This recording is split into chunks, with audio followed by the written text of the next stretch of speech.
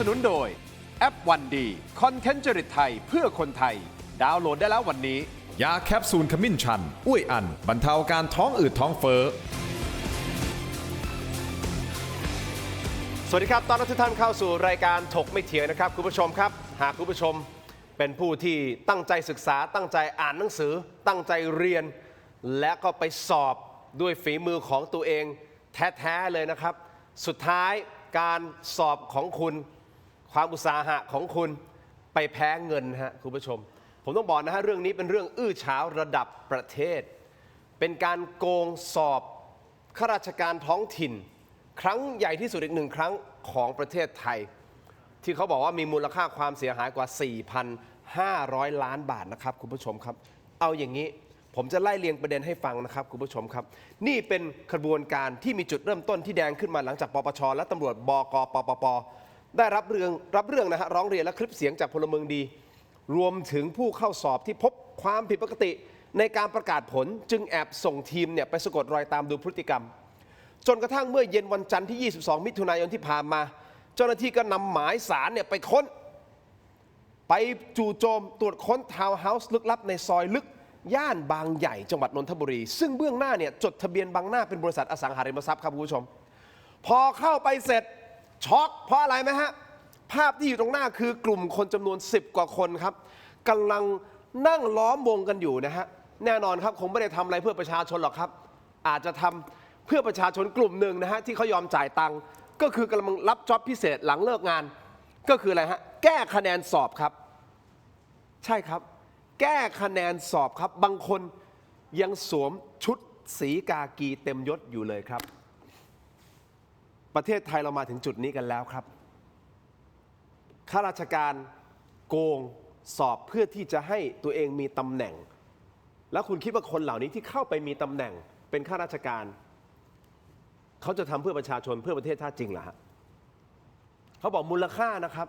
ต่อหัวนะฮะแบบเบสิกเนี่ย350,000 บาทเงินเดือนเขา10,000 กว่าบาทนี่แหละครับแต่ยอม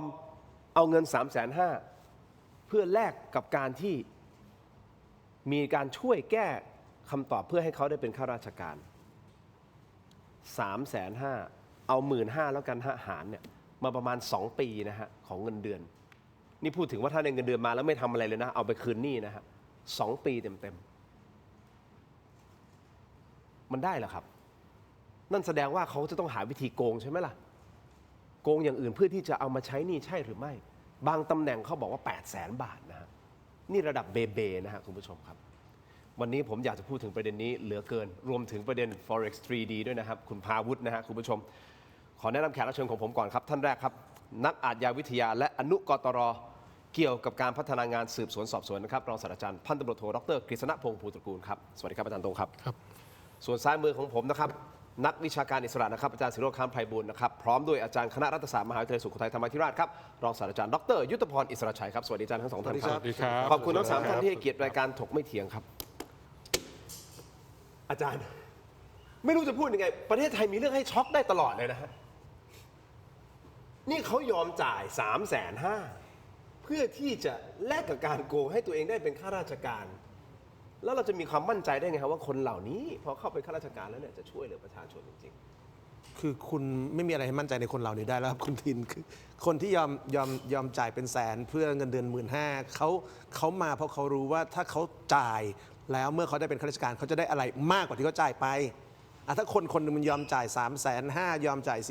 450,000เพื่อมาเป็นข้าราชการเนี่ยแปลว่าเขาโปรเจกต์ไว้แล้วว่าเมื่อลงทุนแบบนี้นะครับ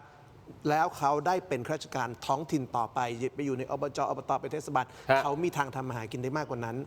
คนที่ทำแบบนี้มันคือคนที่แสดงตัวแล้วว่าเขาพร้อมจะโกงเขามาเพื่อโกงเขามาพร้อมเพื่อกอบโกย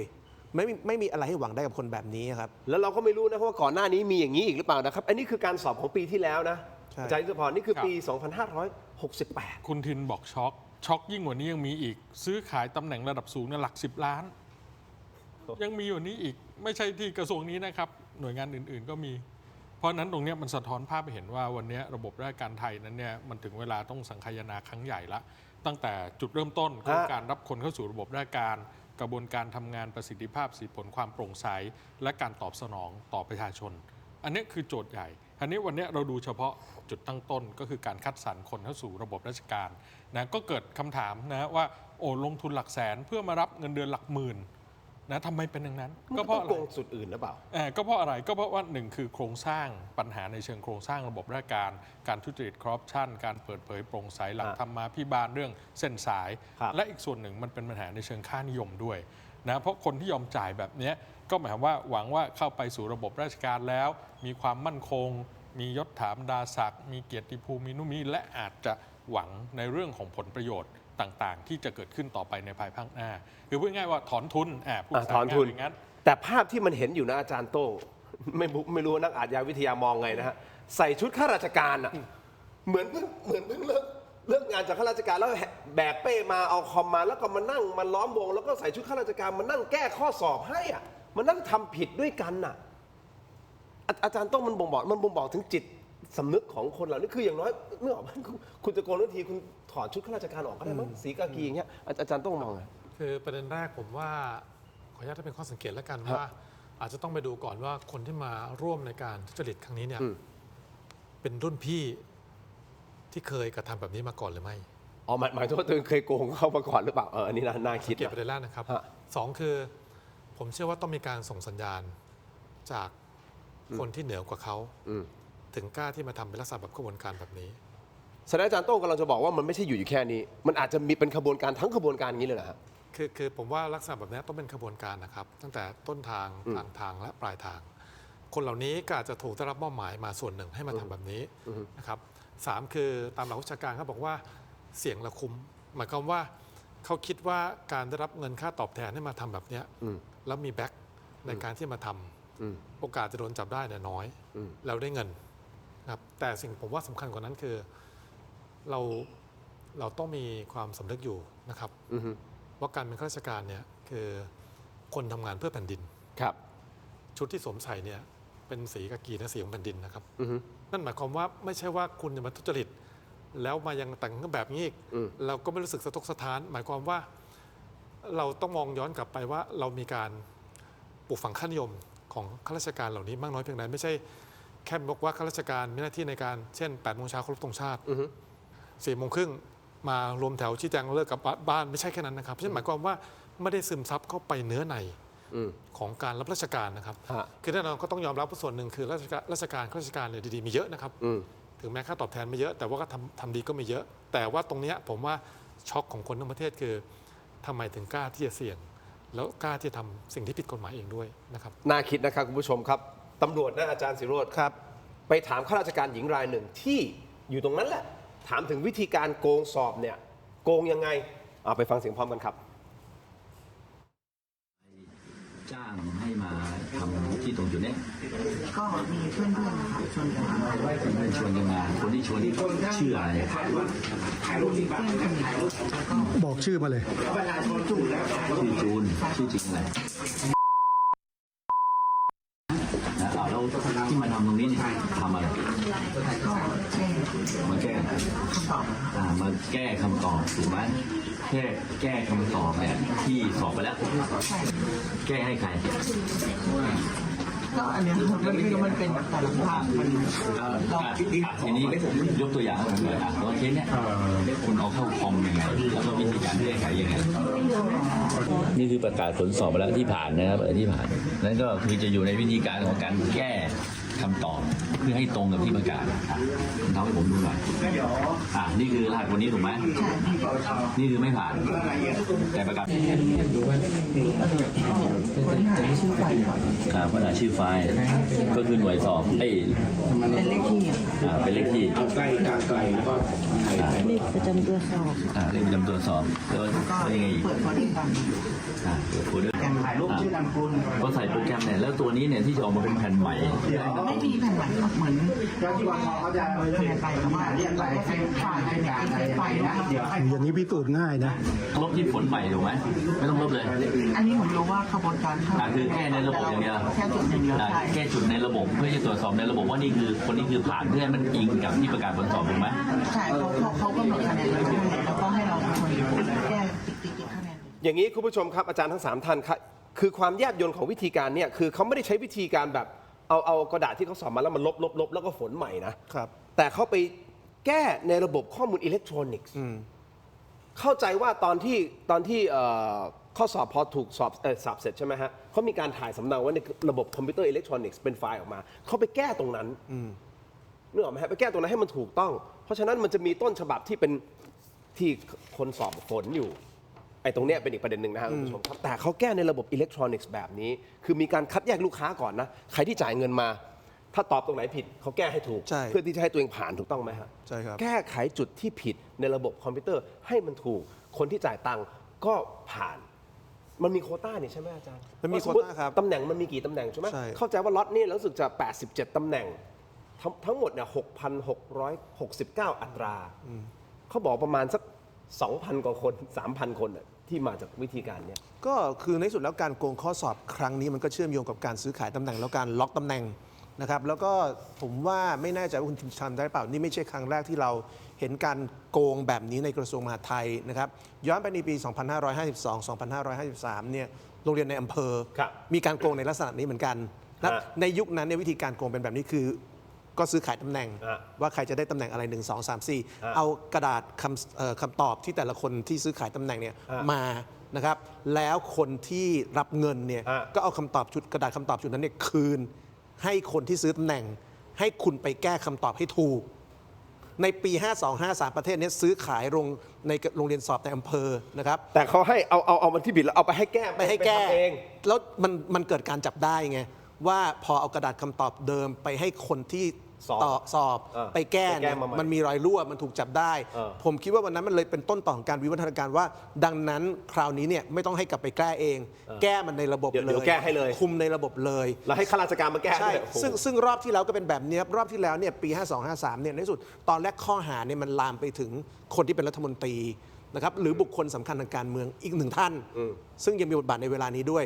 นะครับแต่ว่าในที่สุดแล้วพอคดีมันเดินหน้าต่อไปเนี่ยฝ่ายการเมืองหลุด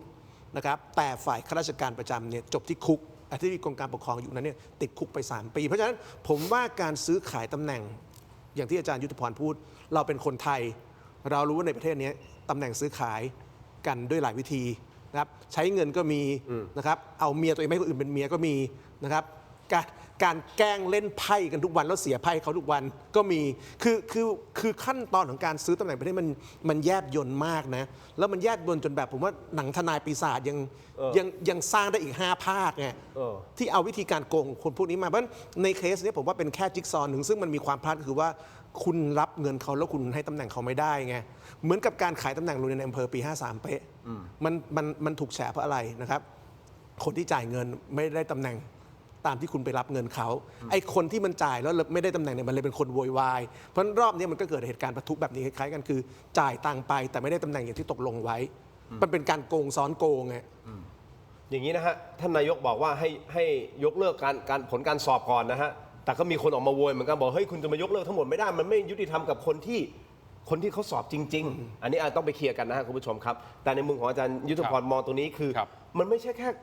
แค่คนที่รับเงินมานะคนที่จ่ายก็ต้องรับผิดชอบด้วยนะเขาก็โกงเหมือนกันนะ ก็แน่นอนครับ คือต้องบอกอย่างนี้ครับว่าการลอกข้อสอบเนี่ยมันเป็นเหตุการณ์ที่มีโอกาสเกิดขึ้นได้อยู่แล้วนะในทุกๆ ครั้งของการสอบจะเป็นการสอบในหน่วยงาน สอบในโรงเรียนก็มีโอกาสลอกข้อสอบได้ สอบในมหาวิทยาลัยก็มีโอกาสลอกข้อสอบได้นะเพราะเราต้องยอมรับว่ามันไม่มีอะไร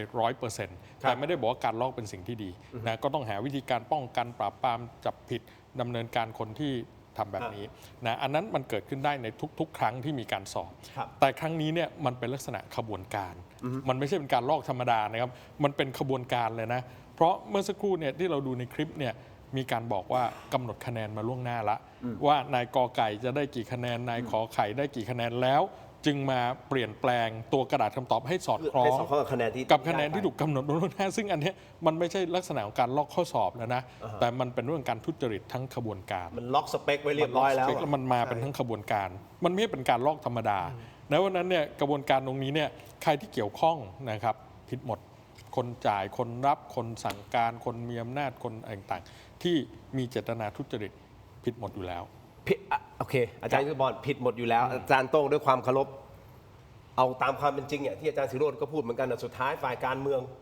ในปี 52-53 ใช่ไหมฮะ ครับ ฝ่ายการเมืองรอด รอด ข้าราชการประจำอธิบดีโดน ใช่ครับ ต้องไหมครับ ใช่ งานนี้นะฮะคุณผู้ชมครับล่าสุดมีการเด้งอธิบดีสถแล้วนะฮะ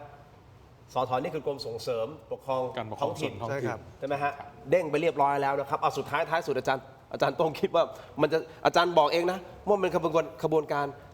มันจะใหญ่ถึงขนาดว่าไปถึงระดับการเมืองหรือเปล่า เอางี้ดีกว่านะผมว่านะ ผมให้ประเด็นไว้อย่างนี้แล้วกัน ฮะ เราเอางี้ข้าราชการที่มามีส่วนในการเกี่ยวข้องการทุจริตครั้งเนี้ย ครับ มาบอกให้เขาบอกเลยว่าใครเนี่ยเป็นคนสั่งคุณเอางี้นะฮะ ฮะ จากการคุณได้เป็นพยานสมมตินะครับพี่ทิน คุณบอกมาทั้งหมดเลย อ่า แล้วเดี๋ยวจะช่วยคุณไม่ต้องโดนดำเนินคดี แล้วคุณบอกมาให้หมดนะ เส้นทางการเงินเรื่องไปถึงใครสั่งคุณบ้าง เราจะเริ่มเห็นความเชื่อมโยง ประเทศเนี่ยกล้าอย่างนี้ไหมล่ะฮะ โอ้โหเป็นคำถามที่ถามแล้วมันก็จุกนะกล้าหรือเปล่า เราอยากให้กล้าใช่ไหมอาจารย์ มันควรจะเป็นอย่างนั้นนะครับ แต่สุดท้ายจะกล้าหรือเปล่าคุณผู้ชมครับ นี่คือคำถามที่ถามอาจารย์ทั้งสองท่านนะฮะและอีกประเด็นหนึ่งคุณผู้ชมครับ ไปบุกโรงพิมพ์ที่สมุทรปราการเจ้าหน้าที่นะฮะไปบุกเลยนะฮะที่เขาเก็บกระดาษคำตอบที่มาสอบท้องถิ่นนะฮะปรากฏว่ามันเป็นโรงพิมพ์เดียวกันกับที่พิมพ์บัตรเลือกตั้งสสที่ผ่านมาฮะที่มีบาร์โค้ดกับ QR โค้ดนะครับเฮ้ยมันพอเหมาะพอเจาะอะไรกันไม่รู้มันเกี่ยวข้องหรือเชื่อมโยงอะไรกันหรือเปล่านะครับพักสักครู่ช่วงหน้ากลับมาถกกันต่อครับ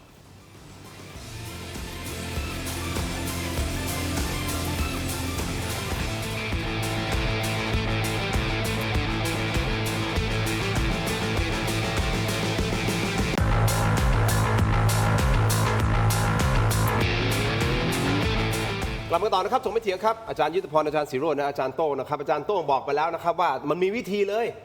ก็คือกันคนที่อยู่ในขบวนการที่อยู่ในขบวนการแล้วถามเขาเลยว่าตกลงคุณรับงานมาจากใครใครเป็นคนสั่งกันไว้เป็นพยาน ประเด็นคือประเทศไทยกล้าทำไหม คือ แล้วจะมีใครยอมฟ้องสมมุติเกิดมีนะเขายอมฟ้องนายไหม ครับ สมมุติเกิดนายสั่งมา ครับ คือต้องเรียนพี่ทินว่าพอดีตอนช่วงบ่ายผมได้มีการเปิดเผยว่ามีคลิปเสียง ฮะ สื่อบางสำนักไปเผยแพร่ว่ามีคลิปเสียงและมีการสนทนาของบุคคล อ้างถึงรัฐมนตรีอยู่ท่านหนึ่ง ครับ รัฐมนตรีช่วยอะไรประมาณนั้นนะครับ ครับ ก็ต้องไปตรวจสอบว่าจริงหรือไม่ที่มีการกล่าวถึง เพราะฉะนั้นหมายความว่าถ้ามีการพาดพิงไปถึงบุคคลระดับการเมือง ก็แสดงว่าเรื่องนี้ไม่ใช่ธรรมดาแล้ว มีโอกาสที่จะ และพอดีเม็ดเงินที่เกี่ยวข้องที่พี่ทินพูดในช่วงต้นรายการถูกไหมครับ ระหว่างเม็ดเงินวิ่งถึง300,000โทษนะ350,000ถึงประมาณ800,000กี่คนนะ เห็นเขาบอกว่า 3,000 เม็ดเงินเท่า เนี่ยนี่คืออย่างน้อยนะผมคิดว่า เม็ดเงินเท่าไหร่ครับ แล้วพี่ทินคิดว่าจะมีข้าราชการแค่ระดับเนี้ย10 คน8 คนทำงานแค่นี้เหรอครับ ต้องย้ำร้อยประการหนึ่งนะครับ ประเทศไทยอะการเมืองก็ต้องใช้ตังค์นะ ครับ ประเทศไทยการเมืองใช้ตังค์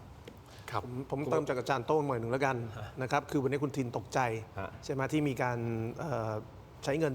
700,000 เพื่อเงินเดือน 15,000 บาท 350,000 ถึง 800,000 300,000 นี่ไม่ใช่กลางๆแล้วกัน 500,000 แล้วกันต่อ ครับ ตำแหน่ง 3,000 ตำแหน่งนี่คือ 1,500 ล้านนะ ใช่เพื่อเงินเดือน 15,000 บาท อ่า แต่อย่าลืมว่าเราเป็นประเทศที่มีคนยอมจ่ายตังค์70 ล้าน เพื่อเงินเดือน 100,000 บาทนะครับ และมีจำนวนมากในพรรคใหญ่ ๆ ซึ่งเป็นรัฐบาลนะครับ คนเหล่านี้เดินกันเต็มสภา เดินกันเต็มทำเนียบ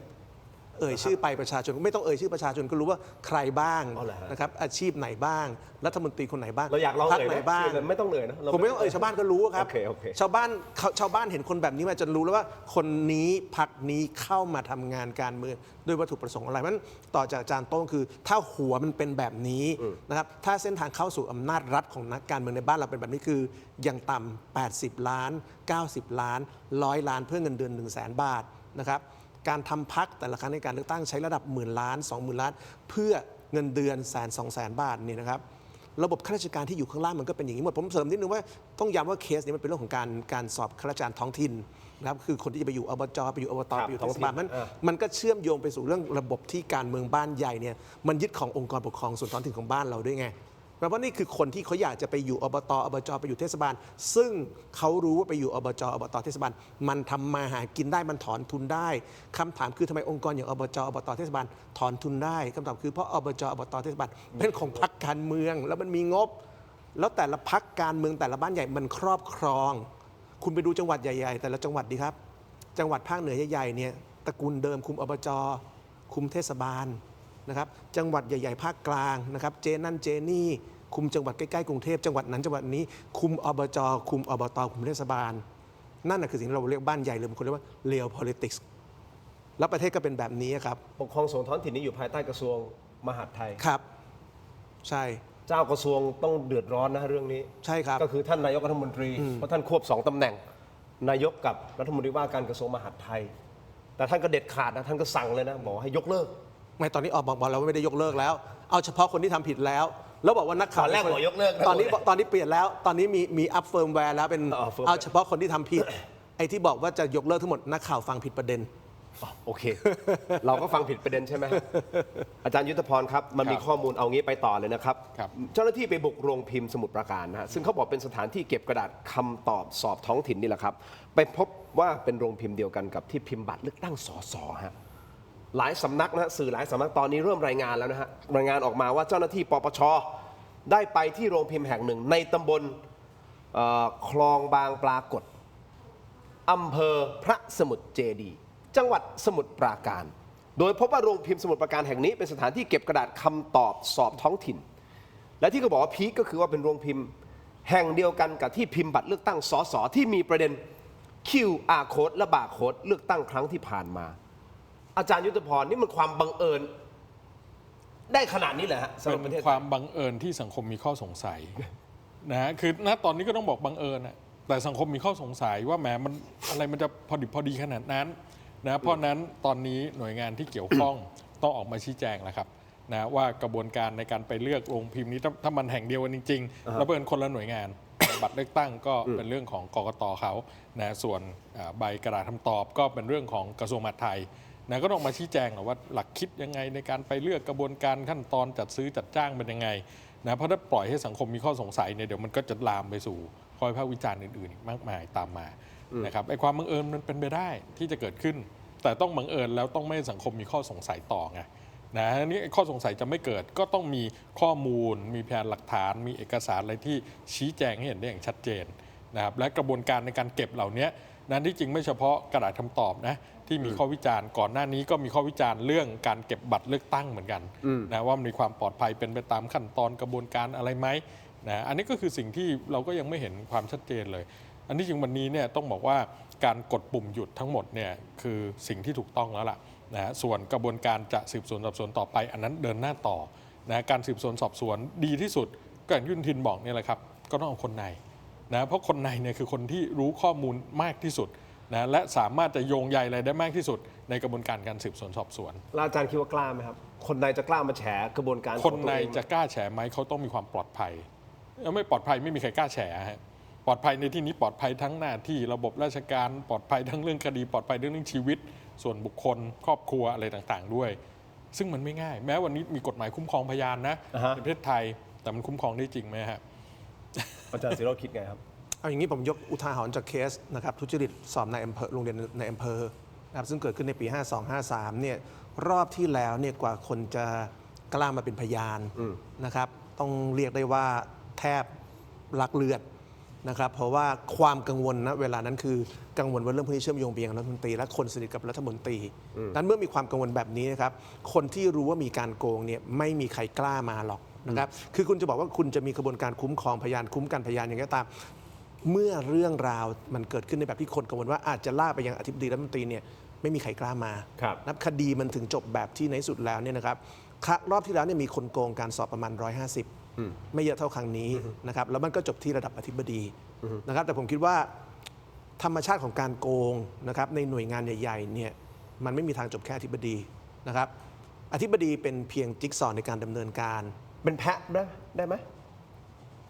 เป็นตัวละครที่เล่นงานได้ง่ายที่สุดและตัดจบได้ง่ายที่สุดเอาอย่างนี้ดีก และ ว่า จบอยู่ที่เขา จบอยู่ที่เขา จบเลย จบเลย ครั้งนี้จะเป็นอย่างนี้ไหมเอาถามตรง ผมคิดว่าจะเป็นอย่างนั้นเพราะมันเชื่อมโยงไปสู่การเล่นการเมืองกันของศูนย์อำนาจต่างๆในมหาดไทยอย่าลืมว่าตอนนี้เนี่ยนะครับในมหาดไทยเองก็เป็นหน่วยงานที่มันมีประเด็นกันเยอะนะครับมีขั้วนั้นขั้วนี้กันเยอะนะครับแล้วเรื่องนี้ตอนนี้มันเริ่มลามไปยังมิสเตอร์ช่วยน้ำเงินด้วยว่าการสอบครั้งนี้มันเกิดในช่วงที่เวลาที่เขาเป็นอธิบดีด้วยเพราะฉะนั้นวันนี้ผมว่าเรื่องนี้เนี่ยนะครับถ้าคุณทินสังเกตให้ดีเนี่ยเรื่องนี้สปีดของการเล่นเรื่องนี้มันเร็วมากนะคือเปิดปุ๊บ วันที่ 1 วันที่ 2เนี่ยตามมาตุมถือว่าเร็วมากเมื่อเทียบกับเรื่องอื่นถ้าสมมติเทียบกับเรื่องช่วยน้ำเงินด้วยเนี่ยอันนั้นช้ามากใช่ไหมไม่มีความคืบหน้าแต่เรื่องนี้มันเร็วเพราะอะไรผมคิดว่าณเวลานี้เองในฝั่งรัฐบาลเองมันก็คงมีความไม่ลงรอยกันบนเรื่องด้วยว่าเรื่องแบบนี้ใครเป็นคนของใคร และใครจะปิดเกมเรื่องนี้ไปได้แค่ไหนคือผมว่าวันนี้นะครับถ้าให้ผมประเมินคุณทินที่ผมรู้จักเนี่ยผมว่าแกรู้แล้วว่าเรื่องนี้มันลากไปถึงใครแต่กระบวนการณวันนี้คือเรื่องลากไปถึงใครที่แกรู้เนี่ยในแง่กฎหมายเนี่ยจะเอาถึงคนนั้นไหมวันนี้ผมว่าอยู่ตรงนี้แต่ในแง่ข้อมูลผมว่าแกรู้เรื่องนี้ลากไปถึงใครแต่ในแง่กฎหมายจะลากไปถึงคนนั้นไหมเนี่ยต้องประลองกำลังกันแต่เรื่องนี้เร็วผิดปกติผลประโยชน์ของชาติคือการอยู่ที่การประลองกำลังกันของคนสองสามฝ่ายผมไม่อยากใช้คำว่าอย่างนั้นนะครับแต่ว่าในการเมืองบ้านเรามันก็มีมิติแบบนี้ใช่ไหมครับว่าเรื่องแบบนี้คนแต่ละคนเป็นคนของใครอะคนที่กล้าทำอย่างนี้ได้นะครับคนที่มีขบวนการโกงข้อสอบมีการซื้อขายตำแหน่งถึงขั้นไปเปลี่ยนคะแนนข้อสอบในคอมพิวเตอร์ได้เนี่ยคุณต้องเป็นคนมีแบ็คไงมันเรื่องนี้มันใหญ่มากใช่ไหมครับมันคือการซื้อขายตำแหน่งถึงขั้นเปลี่ยนคำตอบในคอมพิวเตอร์ในระบบอิเล็กทรอนิกส์มันไม่ใช่การโกงข้อสอบถ้าเราบอกว่าเป็นการโกงข้อสอบเรื่องมันดูเล็กลงนะแต่นี่คือการซื้อขายตำแหน่งและเปลี่ยนคำตอบใน Database ในคอมพิวเตอร์มันใหญ่กว่าการโกงข้อสอบของเด็กนักเรียนเยอะครับคนธรรมดาไม่กล้าทำขนาดนี้หรอกแล้วไปเจอลงพิมพ์เดียวกันกับที่พิมพ์บัตรเลือกตั้งเนี่ยมันเป็นความบังเอิญจังหวะโบ๊ะบะหรือเปล่าอาจารย์มองหรือว่าหรือว่ามันผมไม่เชื่อว่าเคสนี้บังเอิญ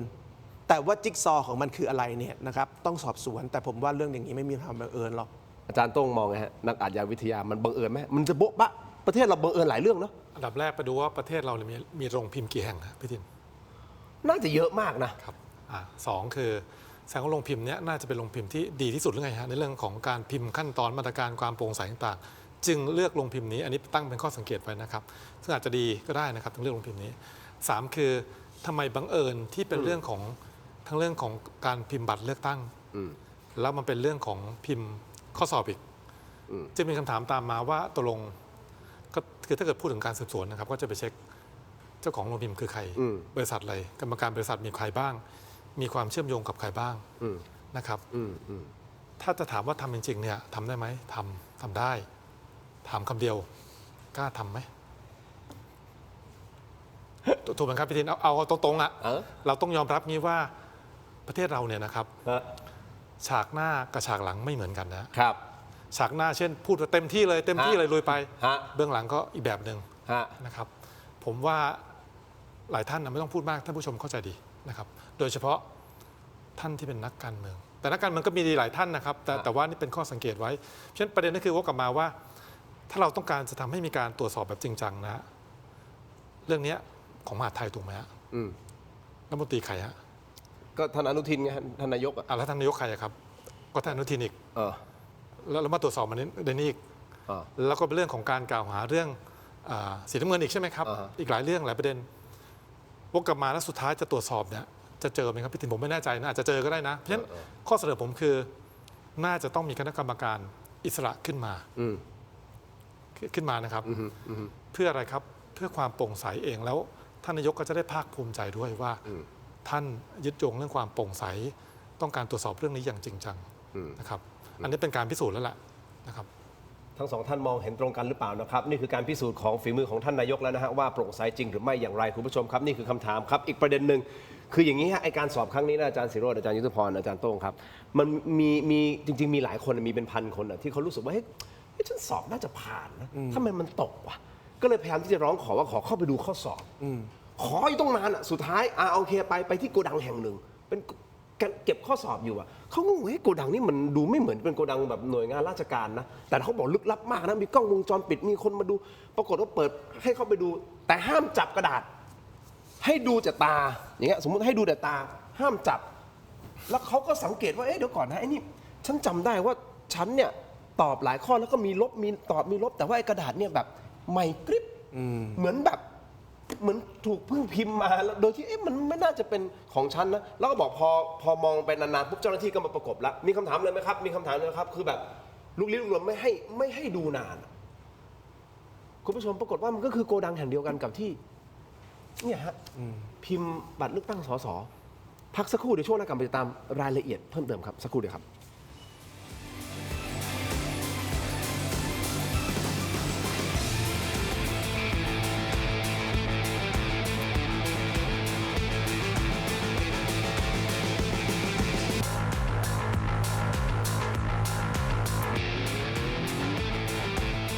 กลับมากันต่อนะครับคุณผู้ชมครับอยู่กับอาจารย์3ท่านนะอาจารย์ศิโรจน์อาจารย์ยุทธพรแล้วก็อาจารย์โต้งนะครับเดี๋ยวเล่ากันต่อนิดนึงนะฮะสรุปสั้นๆนิดนึงนะครับคือมีคนที่เขาสงสัยว่าเขาสอบแล้วทำไมเขาถึงได้0คะแนนเขาบอกมันเป็นไปได้ยังไงกลายเป็นว่ามีผู้เข้าสอบหลายคนพบความผิดปกตินะเนื่องจากผลสอบแจ้งว่าพวกเธอเนี่ยสอบตกภาคขอไข่โดยได้คะแนนเป็น0ด้วยเหตุผลลึกลับว่าไม่ได้ฝนรหัสข้อสอบหรือว่าฝนรหัสผิดทั้งที่เขาก็มั่นใจเฮ้ยมันไม่น่ายากขนาดนั้นเราทำได้นะมันไม่ได้เกิดขึ้นแค่คนเดียวครับแต่มันมีผู้ร่วมชะตากรรมที่ถูกปรับตกด้วยเหตุผลเดียวกันรวมแล้วประมาณ 3,000 คนครับก็เลยพากันไปยื่นเรื่องขอดูกระดาษคำตอบฮะคุณผู้ชมแต่การไปขอดูกระดาษคำตอบเต็มไปด้วยความน่าสงสัยเพราะสถานที่นัดหมายไม่ใช่หน่วยงานราชการแต่เป็นโกดังโรงพิมพ์แห่งหนึ่งนะคุณผู้ชมครับก็ตอนนี้ก็ชัดเจนว่ามันเป็นที่เดียวกันกับที่พิมพ์บัตรเลือกตั้งสสนี่แหละครับคุณผู้ชมเมื่อไปถึงนะฮะคุณผู้ชมเขาบอกว่าเจอมาตรการรักษาความปลอดภัยเข้มงวดสุดๆอาจารย์ยังไงแล้วฮะถูกค้นตัวต้องเก็บโทรศัพท์มือถือถอดนาฬิกานะถอดเสื้อแขนยาวใส่เสื้อแขนยาวไม่ได้นะอย่างอาจารย์เข้าไปนี่ไม่ได้นะถอดหมดเลยเนี่ยไม่ได้นะอย่างผมก็ไปไม่ได้นะห้ามนำสัมภาระใดๆเข้าไปอย่างเด็ดขาดนะครับไม่ได้นะห้ามเลยนะพอเข้าไปถึงโต๊ะดูกระดาษคำตอบบรรยากาศเขาบอกกดดันมากยิ่งขึ้นฮะเพราะมีเจ้าหน้าที่มานั่งประกบถึง3 คนประจันหน้าแล้วก็ขนาบข้างแล้วก็ตั้งกฎเหล็กบอกนะดูด้วยสายตาเท่านั้นห้ามใช้มือสัมผัสกระดาษคำตอบเด็ดขาดโอ้โหอันนี้มันเป็นอะไรนะ collector item เลยหมายถึงว่าเป็นเจ้าหน้าที่บอกว่านะฮะจะเป็นคนชี้จุดให้ดูว่าผู้เข้าสอบเนี่ยฝนรหัสผิดพลาดตรงไหนเช่นเขียนเลข1แต่ไปฝนช่องเลข0ซึ่งผู้ที่ไปขอดูกระดาษคำตอบส่วนใหญ่ก็จะเจอเจ้าหน้าที่อ้างเหตุผลเดียวกันแทบทั้งสิ้นขณะที่จุดที่ทำให้ผู้เข้าสอบเริ่มเอะใจอย่างหนักก็คือสภาพกระดาษคำตอบครับมันดูสะอาดสะอ้านและมีการฝนทึบที่สวยงามมากๆเลยเพอร์เฟกต์ไร้ร่องรอยของการใช้ยางลบแก้ไขใดๆทั้งสิ้นซึ่งตามความเป็นจริงเขาบอกให้มันก็ต้องมีลบบ้างแหละนึกออกป่ะมันฝนแล้วมันต้องรีบอยอันนี้คือมั่นใจเลยฉันมีแก้หลายจุดนะแต่ทำไมกระดาษนี้ดูเหมือนใหม่เอี่ยม 3,000 กว่าคนสงสัยครับอันนี้อาจารย์ด้วยความเป็นธรรมนะนั่นหมายความว่าถ้าสมมติ 3,000 กว่าคนไม่ได้ซื้อแสดงว่าก็ต้องมี 3,000 กว่าคนที่ซื้อหรือเปล่าและผู้ 3,000 คนที่ซื้อคือเข้าตำแหน่งโดยที่สอบตกแล้วเราก็ได้คนแบบนี้อยู่ในระบบข้าราชการใช่หรือไม่นะนี่แค่ล็อตเดียวนะครับแล้วถ้าสมมติที่ผ่านมาทุกๆปีทุกๆล็อตเป็นอย่างนี้ล่ะทำไงมันก็เป็นต้นเหตุว่าทำไมข้าราชการบ้านเราหลายคนถึงมีพฤติกรรมที่ไม่น่าไว้วางใจมันถึงเป็นต้นเหตุว่าทำไมองค์กรปกครองส่วนท้องถิ่นหลายพื้นที่นะครับมีการจัดซื้อจัดจ้างที่ไม่สุจริตใช่ไหมมันถึงเป็นเหตุผลว่าทำไมหลายหน่วยงานที่คนเหล่านี้จะไปอยู่รอบนี้เนี่ยนะครับผมคิดว่าเท่าที่เราทราบคือ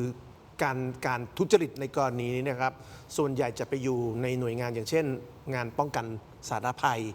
นะครับจะไปอยู่ในงานที่เกี่ยวข้องกับงานจัดซื้อจัดจ้างนะครับไปอยู่ในหน่วยงานที่เกี่ยวข้องกับการเก็บภาษีรายได้คุณคิดว่ามันบังเอิญไหมครับว่าตำแหน่งที่มีการซื้อขายกันคือรอบนี้ตำแหน่งงานว่าง 7,000 ใช่ไหม7,000 เนี่ยเขาขายประมาณ 3,000 แปลว่าขบวนการนี้มันต้องมีตัวเซเครตซึ่งมั่นใจว่าจากตำแหน่งที่ว่าง 7,000 เนี่ยผมล็อกเป็นของผมได้ครึ่งหนึ่งคนนี้เขาจะใหญ่ขนาดไหนอันที่ 1อันที่ 2คนที่ต้องมีเครือข่ายขนาดไหนที่เขาสามารถล็อกได้ว่าแต่ละตำแหน่งจะเอาไปลงที่ไหนนะครับและตำแหน่งที่ขายกันเนี่ยมันเป็นตำแหน่งที่มันหาเงินต่อได้ใช่ไหมในองค์กรปกครองส่วนท้องถิ่นจะเป็นอบจ.อบต.เทศบาลถ้าคุณเป็นคนทุจริตแล้วคุณไปคุมงานที่เกี่ยวข้องกับการเก็บภาษีคุณทำอะไรได้บ้างไงคนที่คุณเก็บภาษีคุณก็ไม่เก็บใช่ไหมครับหรือคุณไปรีดคนบางคนว่าถ้าพี่ไม่ให้ผมเก็บพี่หนัก งานป้องกันภัยทำอะไรได้ไหมผมเล่าตัวอย่างนะครับในปีน่าจะปี 53 หรือ 54 หรือ 55นี่นะครับเกิดเหตุการณ์หนึ่งอันนี้เป็นที่จังหวัดอุบลนะผู้ว่าอุบลนะครับถูกปปช.ดำเนินคดีเพราะว่าผู้ว่าเนี่ยมีอำนาจในการประกาศพื้นที่สาธารณภัยนะครับในเคสอุบลที่เป็นประเด็นคือพื้นที่ไม่ได้มีอะไรแต่ผู้ว่าประกาศว่ามีอะไรแล้วก็ซื้อสารเคมีเพื่อไปปราบศัตรูพืชต่างๆโดยอ้างว่ามันเป็นเขตภัยพิบัติซึ่งจริงๆพื้นที่ไม่ได้มีอะไรมีการจัดซื้อจัดจ้างป้องกันสาธารณภัยเคสนี้1,000 ล้านบาท 1,000 ล้านบาทนะครับโดยปปช.บอกว่าเคสนี้ผู้ว่านะครับได้เงินจากบริษัทที่ขายสารเคมีไปทั้งสิ้นประมาณ15 ล้านบาทเพราะฉะนั้นไอ้ตำแหน่งที่เราพูดกัน 3,000 ตำแหน่งที่เขาล็อกจาก 7,000 เนี่ยมันค่อนข้างชัดว่าเขาล็อกยังมียุทธศาสตร์ ไปอยู่ตำแหน่งที่เก็บภาษีไปอยู่ตำแหน่งที่เกี่ยวข้องกับการป้องกันภัย ไปอยู่ในตำแหน่งที่เกี่ยวข้องกับการจัดซื้อจัดจ้างกับตำแหน่งโยธาพูดง่ายๆวันนี้เราไม่รู้ว่า3คนที่ซื้อตำแหน่งได้เนี่ยถ้าเขาอยู่งานโยธาเขาทำอะไรดูแบบตึกใช่ไหมดูการก่อสร้างสะพานใช่ไหมดูการรับงานใช่ไหมดูการเซ็นมอบใช่ไหม ครับ มันเป็นตำแหน่งที่ฆ่าคนตายได้นะครับอย่าทำไปเล่นงานโยธาเอาคนตายได้นะสะพานลอยไม่ได้มาตรฐานคนตายได้ ถูก นะครับ ตึกไม่ได้มาตรฐานคนตายได้นะ แล้วถ้าคนมันมาจากการซื้อตำแหน่งไปอยู่งานโยธา ต้องถอนทุนไงอาจารย์ยุทธพรที่อาจารย์นิพนธ์พูดนี่คือการถอนทุน นะครับเพราะฉะนั้นระบบราชการเนี่ยถ้าเราอยากเห็นความโปร่งใสประสิทธิภาพต้องเริ่มต้นที่การคัดสรรคนเข้าสู่ระบบ แล้วการคัดสรรคนเข้าสู่ระบบมันเป็นแบบเนี้ยเราจะไปคาดหวังอะไรกับกระบวนการที่มันจะตามมา ว่ามันจะมีความโปร่งใสมีการมีส่วนร่วมมีประสิทธิภาพนะหรือว่าไม่มีการทุจริตคอร์รัปชันแล้วมันเป็นอย่างนี้ทั้งระบบนี่คือปัญหาในเชิงโครงสร้างนะฮะ แล้วที่สำคัญนะคุณผู้ชมท่านนี่คือแค่ล็อตเดียวนะ แล้วเราจะไปรู้ได้ไงว่าที่ผ่านมามันกี่ล็อต อย่างไรไม่ทราบ เอางี้ถ้าสมมุติเกิดมีสัก 30-40% ของข้าราชการที่เพราะดูจากตัวเลขเนี่ย 6,000 กว่าคนใช่ไหมครึ่งหนึ่ง3,000 คนที่เขาบอกกำลังแก้คำตอบอยู่แก้สำเร็จไป 2,000 คนแล้วนะ อีก 1,000 คนที่รอคิวอยู่นะเท่ากับเกือบครึ่งหนึ่งนะ และอันนี้คือสิ่งที่เราดูเพียงแค่การสอบเข้าตำแหน่งระดับปฏิบัติการนะ โอ้โห แล้วการซื้อขายตำแหน่งระดับสูงอีกล่ะในระบบราชการไทย ครับคุณผู้ชมครับนอกเหนือจากนี้นะฮะมหาวิทยาลัยชื่อดังอย่างมสวประสานมิตร ซึ่งเป็นผู้ที่รับจ้างนะฮะเหมานะจัดการสอบครั้งนี้ทั้งหมดนะตั้งแต่ต้นน้ำจนปลายน้ำคุณผู้ชมครับออกข้อสอบจัดการสอบนะครับเขาออกมาชี้แจงแล้วนะครับเฮ้ยเขาต้องตั้งคณะกรรมการสอบนะว่าตกลงเรื่องราวมันเป็นยังไงเพราะเขาบอกห้องความมั่นคงนะอาจารย์โต้งคือถูกล็อกแล้วใช้กุญแจ2 ดอกนะ1 ดอกนี่อยู่ที่ปกครองถูกต้องไหมฮะ1 ดอกอยู่ที่มหาวิทยาลัยนะถ้ามีการเข้าไปเปิดเนี่ยจะต้องเปิดพร้อมกันนะถึงจะเอาข้อสอบออกมาได้เรื่องราวมันเกิดอะไรขึ้นคุณผู้ชมครับติดตามนะฮะและคนที่รับกรรมคืออธิบดีในงานนี้คนเดียวหรือเปล่าจะจบที่ท่านคนเดียวหรือเปล่านะฮะอธิบดีธีรุธคนรับกรรมใช่หรือไม่ติดตามช่องทางออนไลน์ครับสกายเคียวคนเมื่อสักครู่นี้นะฮะไปที่ถกไม่เถียงทางด้านของ Facebook นะฮะแล้วก็เทเลดิจิทัลใน YouTube นะครับสำหรับทีวีนะครับลาทุกท่านก่อนครับ ขอบคุณครับ เจอกันในออนไลน์ถกไม่เถียงครับสวัสดีครับ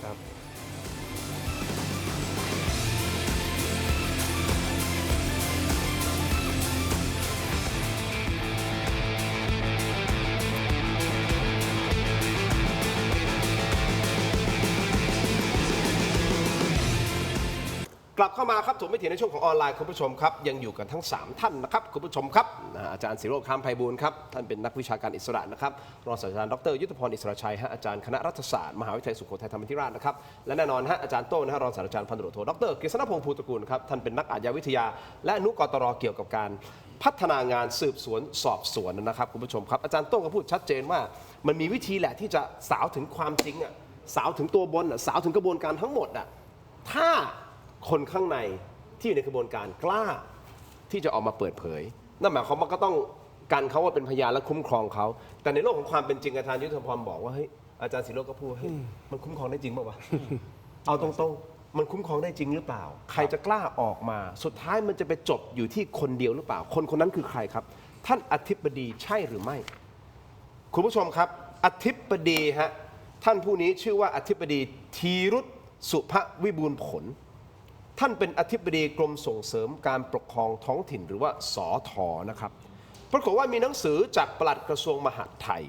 ลงนามคำสั่งกระทรวงมหาดไทยให้ท่านธีรุธย้ายไปประจำกระทรวงมหาดไทยเป็นการชั่วคราวโดยมีผลตั้งแต่วันนี้นะครับซึ่งพอเรามาดูประวัติของท่านอธิบดีคนนี้คุณผู้ชมดู แล้วเรามาตั้งข้อสังเกตกันเอาอินโฟกราฟิกขึ้นเมื่อกี้นี้อันนี้คือคำสั่งย้ายใช่ไหมขอดูประวัติท่านนิดหนึ่งนี่ประวัติดูประวัติฮะคุณผู้ชมปี 60 ฮะท่านเป็นผอ.สำนักบริหารงานยุติธรรมสอบต.พอมาปี 62 จาก 60 มา 62 ท่านเป็นผอ.กองประสานและเร่งรัดพัฒนาพื้นที่พิเศษชายแดนภาคใต้พอมาปี 63 ท่านมาเป็นหัวหน้าสำนักงานจังหวัดยะลาครับปี 63 ปีเดียวกันท่านขึ้นเป็นรองผู้ว่ายะลาเลยนะครับทำให้มีอายุราชการทวีคูณครับเนื่องจากรับราชการที่3จังหวัดชายแดนใต้ถูกต้องไหมครับพอมาปี 67 ฮะท่านขึ้นมาเป็นรองผู้ว่าสุราษฎร์ธานีในตุลาคมปี 67 นะครับพอธันวาคมฮะแป๊บเดียวนะฮะขึ้นมาเป็นผู้ว่าจังหวัดสุราษฎร์ธานีฮะพอมาในปี 68 12 พฤศจิกายนท่านขึ้นมาเป็นอธิบดีกรมส่งเสริมการปกครองท้องถิ่นหรือว่าสทครับซึ่ง การรับตำแหน่งของท่านเลื่อนขึ้นตามลำดับ รวดเร็วปกติแบบนี้หรือเปล่าคุณผู้ชมตั้งข้อสงสัยไว้ หรือเขาเป็นคนเก่งมากๆ ที่สามารถจะไต่เต้าขึ้นมาได้อย่างรวดเร็ว อาจารย์ศิโรจน์อาจารย์โต้งอาจารย์ยุทธพรเห็นไทม์ไลน์ของท่านอธิบดีท่านนี้แล้ว เอ๊ะอะไรไหมฮะหรือว่าปกติอยู่แล้วข้าราชการเพราะผมไม่ค่อยสันทัดข้าราชการสักเท่าไหร่หรือว่านี่คือปกติของเส้นทางชีวิตของข้าราชการ ที่สามารถที่จะไต่เต้าได้ไกลขนาดนี้อาจารย์ยุทธพรก่อนก็ได้ ครับ อาจารย์ศิโรจน์กำลังวิเคราะห์อยู่กำลังวิเคราะห์ตัวเลขอยู่อ่ะ ผมว่าก็ต้องให้ความเป็นธรรมนะ ผมว่าไทม์ไลน์ก็ไม่ได้ผิดปกติอะไร โอเค เพราะอะไรครับ 2560 เป็นผู้อำนวยการสำนัก ครับ ผู้อำนวยการสำนักนั้นเนี่ยปัจจุบันเขาเรียกระดับเชี่ยวชาญอดีตก็เรียกว่า 49 ครับ นะคราวนี้พอมาเป็นหัวหน้าสำนักงานจังหวัดปี 63 ก็ระดับเดียวกันคือระดับเชี่ยวชาญนะหรืออดีตเรียกว่า 49 อันเนี้ยพอขึ้นมาเป็นรองผู้ว่าเนี่ยเผอิญว่าอยู่3จังหวัดภาคใต้ไง ครับ ก็เลยได้อายุราชการทวีคูณ นะครับซึ่งล่าสุดเนี่ยที่เกิดเหตุที่ภูเก็ตมีการย้ายท่านรองผู้ว่าการจังหวัดคนใหม่ไปเนี่ยอันนั้นยังอายุน้อยอันนี้เลยยังเป็นรองผู้ว่าเพราะรับราชการในสามจังหวัดภาคใต้เขาได้ทวีคูณนะครับอันนั้นอายุยังไม่ 40 เลยเป็นรองผู้ว่าอันนี้มันเป็นตามหลักเกณฑ์นะเราไม่ว่ากันนะครับแต่ครั้นี้หลายคนอาจจะบอกเอ๊ะทำไมพอเป็นรองผู้ว่าได้ แป๊บเดียวอะ แป๊บเดียวหรือจังหวัดเดียวได้ขึ้นก็เนี่ยเขาได้รับทวีคูณนะแต่ครั้นี้พอเป็นรองผู้ว่าทำไมได้ขึ้นผู้ว่าภายในระยะเวลาเพียงแค่2 เดือน ก็ระยะเวลาทวีคูณตัวนี้ไง แล้วก็จริงๆแล้วเนี่ยโดยเรียกว่าธรรมเนียมนะของกระทรวงมหาดไทยเนี่ยก็ต้องเคยเป็นรองผู้ว่ามาสัก2 จังหวัดเป็นอย่างน้อย ในการที่จะขึ้นตำแหน่งผู้ว่าราชการจังหวัดนะคราวนี้พอมาตำแหน่งผู้ว่าการจังหวัดกับอธิบดีเนี่ยก็เป็นตำแหน่งระดับเดียวกันเขาเรียกตำแหน่งระดับทรงคุณวุฒิซึ่งในอดีตเนี่ยก็คือ 40 ที่เราเรียกกันนั่นแหละนะครับคราวนี้ตำแหน่งผู้ว่าอธิบดีรองปลัดกระทรวงทรงคุณวุฒิทั้งหมดเพียงแต่มันเป็นเรื่องชื่อชั้นว่าคนที่เป็นอธิบดีนั้นดูชื่อชั้นดีกว่าผู้ว่านะเพราะอยู่ในราชการส่วนกลางนะครับเป็นอธิบดีเป็นผู้ว่าถ้าถูกย้ายไปเป็นรองปลัดเหมือนถูกลดชั้นอันนั้นคือเรื่องชื่อชั้นแต่ในทางนิตินัยเนี่ยมันเท่ากันนะครับเพราะฉะนั้นดูไทม์ไลน์เนี่ยผมว่าก็ไม่ได้ผิดปกติหรอกมันก็มีเรื่องของกฎเกณฑ์ในเรื่องอายุราชการทวีคูณอะไรต่างๆด้วยนะครับแล้วก็การเลื่อนชั้นเนี่ยจากรองผู้ว่ามาเป็นผู้ว่าอะไรต่างๆเหล่านี้นะมันก็อาจจะไม่ได้อยู่ในหลายจังหวัดนักนะแต่มันก็ไม่ได้ผิดหลักการก็คือว่าเป็นมา2 จังหวัดเป็นอย่างน้อยอันเนี้ยตั้งแต่ปี 60 มาถึง 67 มาถึง 68 นะครับคุณผู้ชมดูเอานะครับแต่เผอิญอาจารย์ศิโรจน์ไม่รู้จะเพิ่มเติมตรงนี้หรือเปล่าแต่ผมอยากจะให้ฟังคลิปเสียงก่อนมันมีคลิปเสียงหนึ่งนะฮะซึ่งพอฟังคลิปเสียงแล้วอาจารย์โต้งเราอาจจะไม่ต้องมาตั้งคำถามกับการ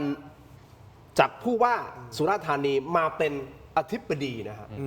เพราะคลิปเสียงนี้ไม่รู้เกี่ยวข้องหรือเปล่านะผมไม่รู้นะแต่มันทำให้เราคิดได้มันทำให้เราคิดได้อ่ะทีมงานพร้อมไหมคลิปเสียงเขาบอกคลิปเสียงนี่คือเป็นคลิปเสียงที่คนที่อยู่ในขบวนการเขาอ้างว่าเป็นอย่างนั้นนะฮะยังไม่ยืนยันแต่อ้างว่าเป็นคลิปเสียงที่อยู่ในขบวนการที่โกงข้อสอบครั้งนี้แหละครับพูดกันเขาคุยกันฟังครับแต่บางสายเขาเก็บกัน7-8 แสนเลยนะใช่ปลายสายตอนนี้ผมได้ยินข่าวว่าประมาณคือแถวบ้านตอนนี้ก็มันก็มีสายทำงานมาก็เก็บ700,000เลยเพราะฉะนั้นอย่างเราไปได้เราก็ไปสัก600,000ซะอะไรเงี้ยแสดงว่าโซนขอนแก่นก็เก็บหนักเหมือนกัน700,000ครับลพบุรี800,000ค่ะเราขอเพิ่มอีกสักหน่อยได้ไหมคุณส่วนตัวเราอะไรเงี้ยสมมติว่าเราส่งเขา50,000เราขอเขาสัก100,000คือทางโซนอีสานเก็บ100,000นะมัดจำไม่คืออย่างนี้ไอ้พวกสายที่มาทำงานเนี่ยพวกนายหน้าเนี่ยเก็บเด็กแต่100,000ก็คงส่งข้างในไป50,000แล้วก็เหลือใช้50,000นี้ไงอ๋อแล้วเขาจะเซ็นสัญญากันเมื่อไหร่ไม่รู้เนี่ยยังไม่ได้เดี๋ยวผมถามให้เดี๋ยวนี้ผมถามให้แต่น่าจะอาทิตย์นี้น่าจะยังไม่ได้เซ็นออกมั้งมีประเด็นอะไรไหมเป็นข้อมูลให้ผมหน่อยผมจะได้รู้ไม่มีนะแต่ก็เหมือนมติครม.เหมือนเขาจะโยกย้ายอธิบดีไม่ใช่เหรอคะใช่ครับอธิบดีจะย้ายใช่แต่ทีนี้อธิบดีที่จะย้ายเนี่ยก็คือไม่ใช่คนของเขาก็จะย้ายคนของเขาเข้าไปไงตอนนี้ใช่มาจากสุราษฎร์ประโยคสุดท้ายเนี่ยครับอาจารย์ศิโรจน์อันนี้ผมไม่ได้ยืนยันนะว่านี่คลิปนี้คือของจริงหรือไม่จริงนะแต่น่าจะเป็นหลักฐานที่หน่วยงานที่เกี่ยวข้องต้องไปตรวจสอบแล้วครับว่าตกลงมันใช่หรือไม่ใช่นะอาจารย์โต้งเดี๋ยวถามความคิดเห็นอาจารย์โต้งแต่มันมีประโยคสุดท้ายที่มันน่าสนใจที่เขาบอกว่าประโยคท้ายๆที่บอกว่าอธิบดีคนนี้ไม่ใช่ของเขาที่เขาจะย้ายออกส่วนคนที่จะย้ายมาจากสุราษฎร์ซึ่งเข้าใจว่าไอ้คนที่ย้ายมาเป็นคนของเขาหรือเปล่าที่มาจากสุราษฎร์เพื่อที่จะมาเป็นตำแหน่งอธิบดีซึ่งอธิบดีไหนผมไม่รู้นะอาจจะเป็นอธิบดีสถหรือเปล่าผมไม่รู้ เพราะเขาไม่ได้พูดไม่ได้ยืนยันอ่ะแต่พอคลิปนี้หลุดออกมาอาจารย์ศิโรจน์ทำให้การวิเคราะห์นี่มันจะเปลี่ยนดิเมนชันหน่อยไหมเอาอย่างนี้ผมว่าในแง่ข่าวนะครับเรื่องนี้มันพัวพันกับอธิบดี2 คนนะครับแล้วก็รัฐมนตรีคนหนึ่งนะผมว่าณเวลานี้ข่าวมันเป็นอย่างเงี้ยเส้นเรื่องมันเป็นอย่างเงี้ยนะเพราะฉะนั้นเรื่องของคลิปนะครับเรื่องของหลักฐานต่างๆในที่สุดแล้วเนี่ยมันต้องไปดูกันว่าฝ่ายที่มีอำนาจตามกฎหมายเนี่ยด้วยหลักฐานที่มีตอนนี้นะครับเขาจะดึงเรื่องให้มันไปจบที่อธิบดี2 คนหรืออธิบดีคนเดียวนะครับแล้วเมื่อนะครับเส้นทางชัดว่าจะไปจบที่อธิบดี2 คนหรืออธิบดีคนเดียวเนี่ยก็ต้องดูต่อไปว่ามันจะลากไปยังรัฐมนตรีคนใดคนหนึ่งหรือเปล่าผมว่าณเวลานี้ประเด็นของเรื่องตรงนี้นะครับอธิบดีที่มีข่าวเกี่ยวข้องเนี่ย2 คนไม่ใช่คนเดียวแต่การลากเนี่ยจะจบที่คนเดียวหรือ2 คนถ้าจบคนเดียวก็แปลว่ามีคนรับจบแต่ถ้าจบ2 คนมีความเสี่ยงว่าอาจจะลากไปยังรัฐมนตรีหรือว่าถ้ามันจบ2 คนก็จบแค่2 คนไม่ถึงรัฐมนตรีก็เป็นไปได้ก็ในที่สุดแล้วจะจบระดับถึงรัฐมนตรีหรือเปล่าในที่สุดปฏิเสธไม่ได้หรอกครับว่าเรื่องนี้เป็นเรื่องการเมืองและคุณจะกล้าเล่นรัฐมนตรีประเทศนี้ไหมล่ะคุณคิดว่าคนที่เป็นรัฐมนตรีในประเทศนี้ในรอบหลาย10 ปีที่ผ่านมาเป็นสุจริตชนทุกคนไหมล่ะถ้าคุณคิดว่าเป็นก็ไม่เป็นไรแต่ถ้าคุณคิดว่าประเทศนี้มีรัฐมนตรีซึ่งอาจจะเป็นสุจริตชนและทุจริตชนปะปนกันคุณคิดว่าประเทศนี้เคยลงโทษรัฐมนตรีที่เป็นทุจริตชนกี่คนก็มีบ้างนะที่เราเห็นอยู่ในคุกเยอะไหมก็คนที่คุณสงสัยหลายๆคนเนี่ยชีวิตก็เป็นยังไงในตอนนี้คุณว่านักการเมืองระดับรัฐมนตรีที่สังคมคลางแคลงใจเนี่ยส่วนใหญ่อยู่ในคุกหรืออยู่นอกคุกส่วนใหญ่เติบโตทางการเมืองมากขึ้นหรือว่าถูกดำเนินคดีและต้องเลิกเล่นการเมืองหรือว่าส่วนใหญ่เติบโตจากนักการเมืองธรรมดาเป็นรัฐมนตรีช่วยเป็นรัฐมนตรีเป็นรองนายกแล้วโตไปเรื่อยๆจนเป็นนายกที่นี่ประเทศไทย This is Thailand อาจารย์โต้งคิดยังไงครับกับคลิปเสียงแน่นอนแหละเราไม่ได้ยืนยันแล้วเราก็ไม่รู้ว่าจริงเท็จแค่ไหนยังไงแต่ว่ามันทำให้คิดได้นะบอกว่าจะย้ายอธิบดีแล้วก็คนที่จะมาแทนมาจากสุราษฎร์มันก็ทำให้รู้สึกว่ามันประหลาดนะอาจารย์โต้งครับคือผมว่าประเด็นแรกเนี่ยเราต้องยอมรับความจริงก่อนว่าในระบบของการแต่งตั้งโยกย้ายของข้าราชการเนี่ยทุกที่นะครับเกี่ยวข้องกับเรื่องระบบอุปถัมภ์มากน้อยแตกต่างกันแล้วแต่ที่2คือกระทรวงมหาดไทยเนี่ยก็เป็นกระทรวงหนึ่งที่บอกเป็นกระทรวงเกรด A ที่คนอยากเป็นรัฐมนตรีถ้าเปรียบเทียบกับกระทรวงอื่นอย่างเช่นกระทรวงพัฒนาสังคมและความมั่นคงของมนุษย์ก็แปลกนะการพัฒนาคนเนี่ยกับมองเป็นกระทรวงเกรด 4เป็นกระทรวงมหาดไทยมองเป็นกระทรวงเกรด A 3คือก็ต้องมาดูต่อว่าที่มีการพูดตามคลิปเสียงแบบนี้ถ้าเป็นจริงนะครับก็แสดงว่าคนที่ย้ายได้นะที่อธิบดีได้คือใครครับท่านรัฐมนตรีมหาดไทยก็ใครครับพี่ทินตอนนี้เหรอฮะตอนนี้ก็ท่านอนุทินท่านอนุทินก็เป็นอะไรครับเป็นท่านนายกก็เป็นท่านนายกท่านควบ2 ตำแหน่งครับก็สุดท้ายก็วกกลับมาเหมือนเดิมคือท่านก็คุมทั้งท่านเป็นนายกด้วยท่านเป็นรัฐมนตรีมหาดไทยด้วยเพราะฉะนั้นท่านก็สั่งตรวจสอบเรื่องนี้ด้วยก็เลยผ่านกันอยู่อย่างนี้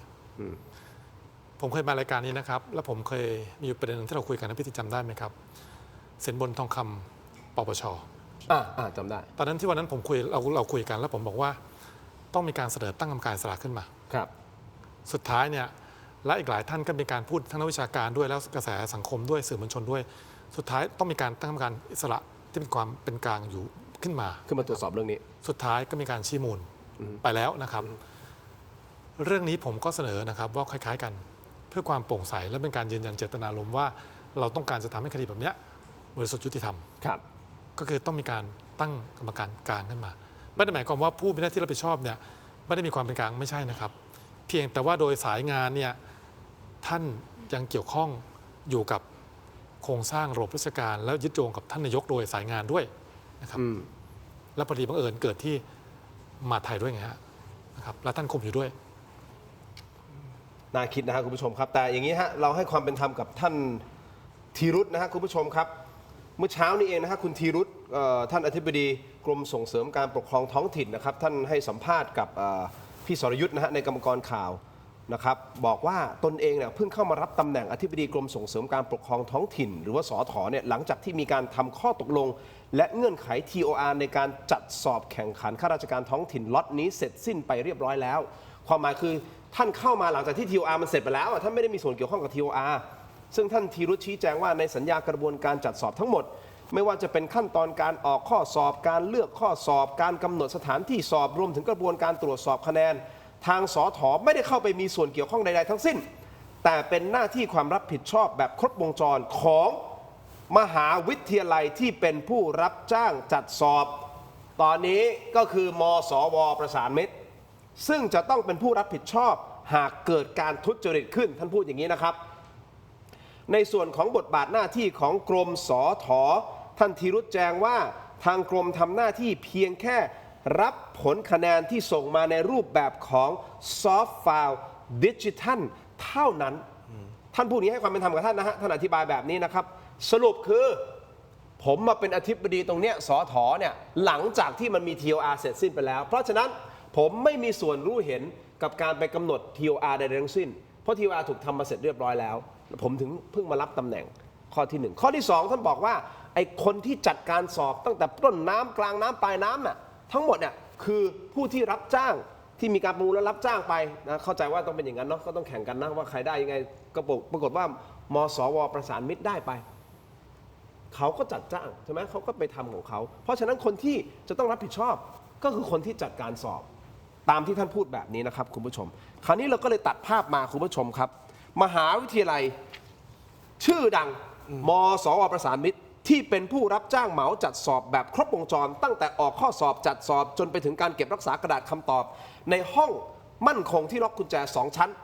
ก็กำลังถูกสังคมตั้งคำถามอย่างหนักนะครับบอกว่าเฮ้ยข้อมูลอ่ะมันหลุดลอดออกมาอยู่ในมือของขบวนการนี้ได้อย่างไรกระดาษคำตอบตัวจริงถูกล็อกด้วยกุญแจ2 ดอกเขาบอกว่าดอกหนึ่งเนี่ยอยู่ที่สถ.ใช่ไหมอาจารย์ศิโรจน์อาจารย์ยุทธพรอาจารย์โต้งอีกดอกหนึ่งอ่ะก็อยู่ที่มสว.นั่นหมายความว่าเหมือนเซฟอ่ะที่ธนาคารอ่ะเวลาเราไปฝากใครที่ใช้บริการตู้เซฟธนาคารก็จะทราบดีเรามีกุญแจชุดนึงต้องเปิดพร้อมกัน และเจ้าหน้าที่ธนาคารมีชุดหนึ่ง ครับ เสียบ2 ดอกเข้าไปหมุนพร้อมกันถึงจะเปิดได้ ครับ ไม่ใช่ว่าเจ้าหน้าที่สามารถที่ไปเปิดตู้เซฟเราหรือว่าเราไปเปิดของเราเองไม่ได้ต้องพร้อมกัน เพราะฉะนั้นอันเนี้ยเขาบอกว่าตู้เซฟมันเป็นอย่างนั้นและอยู่ในห้องความมั่นคงซึ่งมีกล้องวงจรปิด24 ชั่วโมงเขาบอกอย่างนี้นะมีกล้องวงจรปิด24 ชั่วโมงแต่เกิดคำถามว่าเอ๊ะและไอ้ไฟล์ที่เขาบอกเป็นซอฟต์ไฟล์เนี่ยก็ไฟล์ดิจิทัลน่ะถูกต้องไหมเข้าใจว่าเป็นไฟล์ที่มีการสแกนกระดาษคำตอบนะไอ้ไฟล์นี้มันหลุดออกมาได้ไงมันอยู่ในฮาร์ดไดรฟ์อะใน external hard disk อะและไอ้ฮาร์ดดิสก์เนี่ยมันไปอยู่ไหนก็ไปอยู่ในทาวน์เฮาส์ที่บางใหญ่เฮ้ยอันนี้เราให้ความเป็นธรรมกับมสว.นะซึ่งเขาบอกว่าตอนนี้อยู่ระหว่างตั้งคณะกรรมการตรวจสอบข้อเท็จจริงในประเด็นที่เกี่ยวข้องกับสำนักทดสอบทางการศึกษาและจิตวิทยาพร้อมให้ความร่วมมือเต็มที่กับทุกหน่วยงานอย่างโปร่งใสเป็นธรรมและจะรายงานความคืบหน้าให้ทราบต่อไปมีที่เขาแถลงมาไหมของมสว.ให้ความเป็นธรรมเขาแถลงขึ้นมาเป็นกระดาษนะครับเดี๋ยวขึ้นมาได้เลยอันเนี้ยนี่อาจารย์ศิโรจน์ คืออย่างนี้ผมว่าอธิบดีตอบคำถามยังไม่ค่อยตรงเท่าไหร่โอเคเอาเป็นอธิบดีก่อนนะเดี๋ยวจะถ้าอธิบดีคำถามของผมคือณเวลานี้นะครับ TOR จะเขียนไงตาม TOR ต้องเขียนให้อย่างรัดกุมอยู่แล้วถูกครับคือ TOR ไม่มีใครเขียน TOR ไม่ให้รัดกุมอธิบดีพยายามจะบอกว่าตัวท่านไม่เกี่ยวกับเรื่องนี้เพราะว่า TOR เนี่ยไม่ได้เกิดในยุคท่านแต่ผมว่าณเวลานี้ปัญหาไม่ใช่เรื่อง TOR ครับปัญหาคือใน TOR ที่มีการทำกันเนี่ยมันมีคนไม่ทำตาม TOR หรือเปล่าเพราะฉะนั้นผมไม่ได้บอกอธิบดีท่านนี้ผิดหรือไม่ผิดนะครับข้อเท็จจริงมันมี2เรื่องที่ซ้อนกันก็คือว่าเรื่องทั้งหมดนี้มันรันโดยอธิบดีท่านก่อนนะครับไม่ใช่ตัวท่านอันนี้จริงนะครับอธิบดีท่านนี้มาทำงานนี้หลังจากที่ TOR เขียนเสร็จแล้วจริงนะครับแต่ว่าต่อให้ทั้งสองนี้เป็นเรื่องจริงเนี่ยมันก็ไม่ได้แปลว่า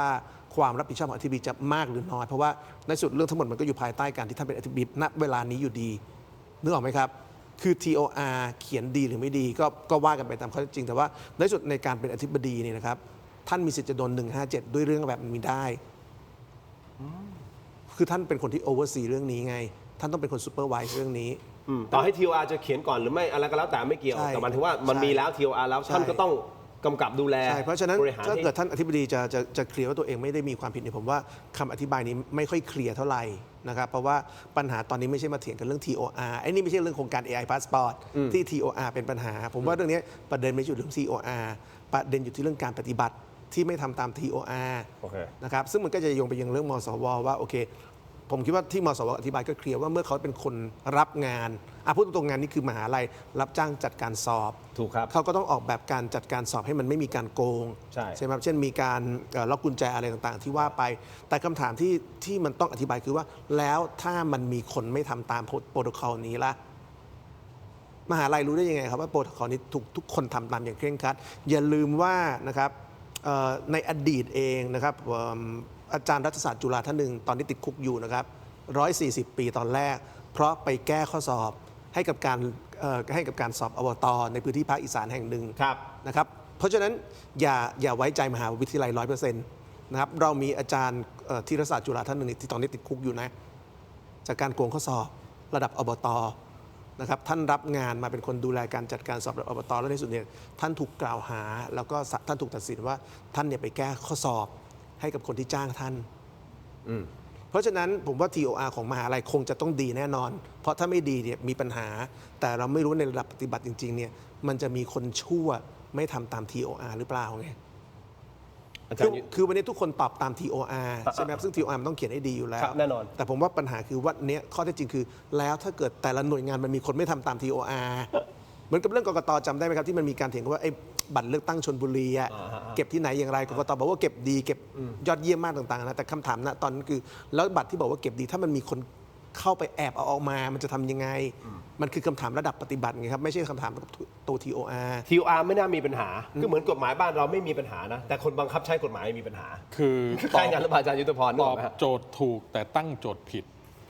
ตอบโจทย์ถูกแต่ตั้งโจทย์ผิดคืออะไร ก็คือว่าตอนนี้เนี่ยการชี้แจงเนี่ยพุ่งเป้าไปที่ TOR ครับ ว่า TOR ทำถูกต้องตามกฎหมายอะไรต่างๆ แล้วก็ทำมาก่อนหน้านี้แล้วอะไรต่าง อ่าฮะ ๆอันนี้คือพยายามที่จะตอบโจทย์แต่โจทย์มันผิด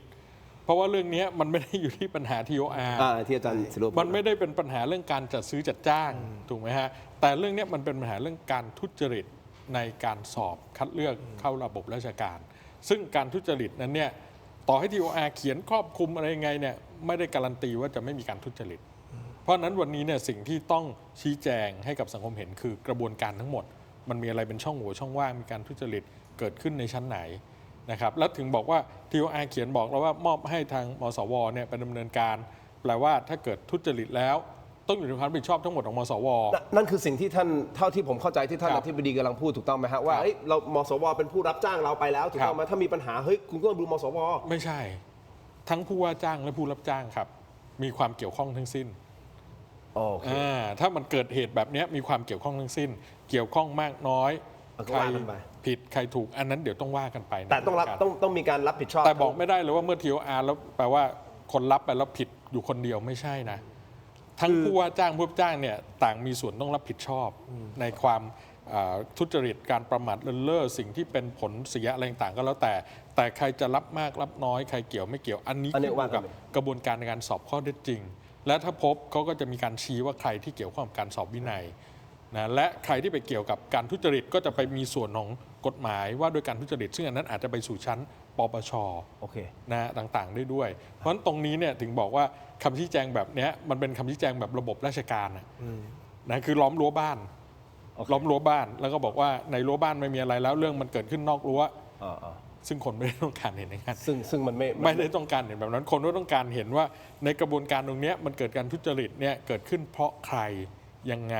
โอเค นะและกระบวนการนี้จะเอาผิดใครได้บ้างนี่คือสิ่งที่คนก็อยากเห็น อาจารย์ยุทธพรก่อนที่ผมจะไปอาจารย์โต้งแล้วอาจารย์ศิโรจน์ก่อนนะครับ นิดเดียวฮะอาจารย์ยุทธพรอาจารย์ยุทธพรคิดว่ามหาวิทยาลัยกับการที่เอามาชี้แจงแบบเนี้ยเขาบอกกำลังจะตั้งคณะกรรมการตรวจสอบนั่นหมายความว่าเองเขาก็ไม่ค่อยมั่นใจเหมือนกันใช่ไหมระบบของ ก็ เขา อันนี้ก็เป็นเรื่องปกติในกลไกของหน่วยงานรัฐ ที่จะต้องมีการตั้งกระบวนการสอบอะไรต่างๆนะคือผมย้อนไปให้ฟังเลยว่าไอการสอบเข้าท้องถิ่นเนี่ยมันมีที่มาที่ไปไง พัฒนาการของการสอบเข้าองค์กรปกครองส่วนท้องถิ่นเนี่ยในอดีตมีการจัดสอบเองของแต่ละองค์กรปกครองส่วนท้องถิ่นอบต.เทศบาลอบจ.อะไรจัดสอบเอง ก็เกิดปัญหาแบบเนี้ยนะทุจริตเด็กเส้นเด็กฝากใต้โต๊ะบ้างเด็กของนายกองค์กรปกครองต้องเรียนแล้วก็ว่านไปนะพอเสร็จปุ๊บสุดท้ายมันมีลักษณะเขาเรียกว่ากจังหวัดคือคณะกรรมการบริหารงานบุคคลท้องถิ่นระดับจังหวัดก็บอกว่าอย่างเงี้ยต้องมาสอบรวมนะแล้วก็ไปมีกระดับกระทรวงคณะกรรมการ บริหารคนท้องถิ่นกระทรวงมหาดไทยนะก็บอกว่าต้องจัดสอบเองที่ส่วนกลางนะไม่ให้แต่ละท้องถิ่นไปสอบแล้วนะเพื่อที่จะให้มันเกิดความเปิดเผยโปร่งใสและมีมาตรฐานเดียวกันทั้งหมด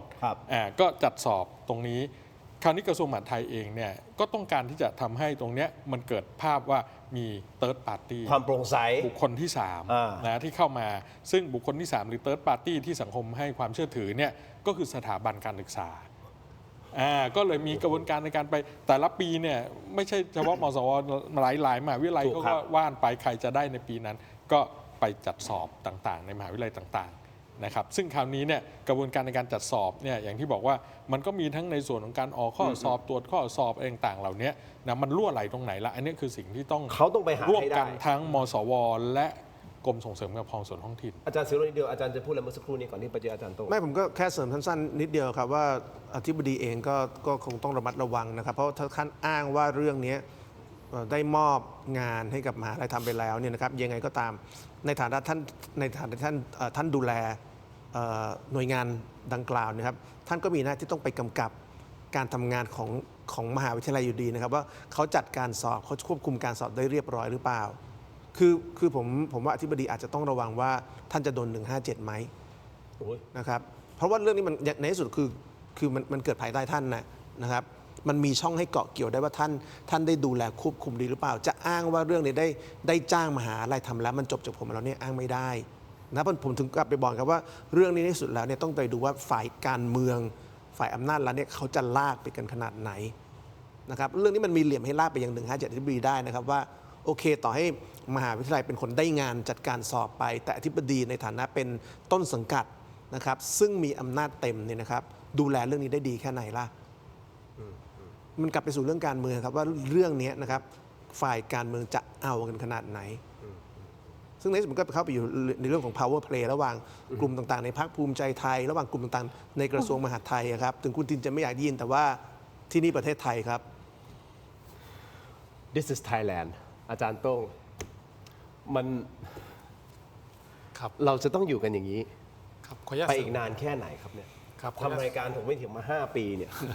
มันมีแต่หนักขึ้น เรานึกว่าเราเจอเคสที่แบบหนักแล้วนะอาจารย์ยุทธพรอาจารย์ศิโรจน์นึกออกไหมฮะแต่ก่อนเราทำมาเฮ้ยโอ้โหเคสนี้มันสุดยอดแล้วมันหนักมากเลยมาวันรุ่งขึ้นเฮ้ยมันมีหนักกว่านี้อีกเหรอ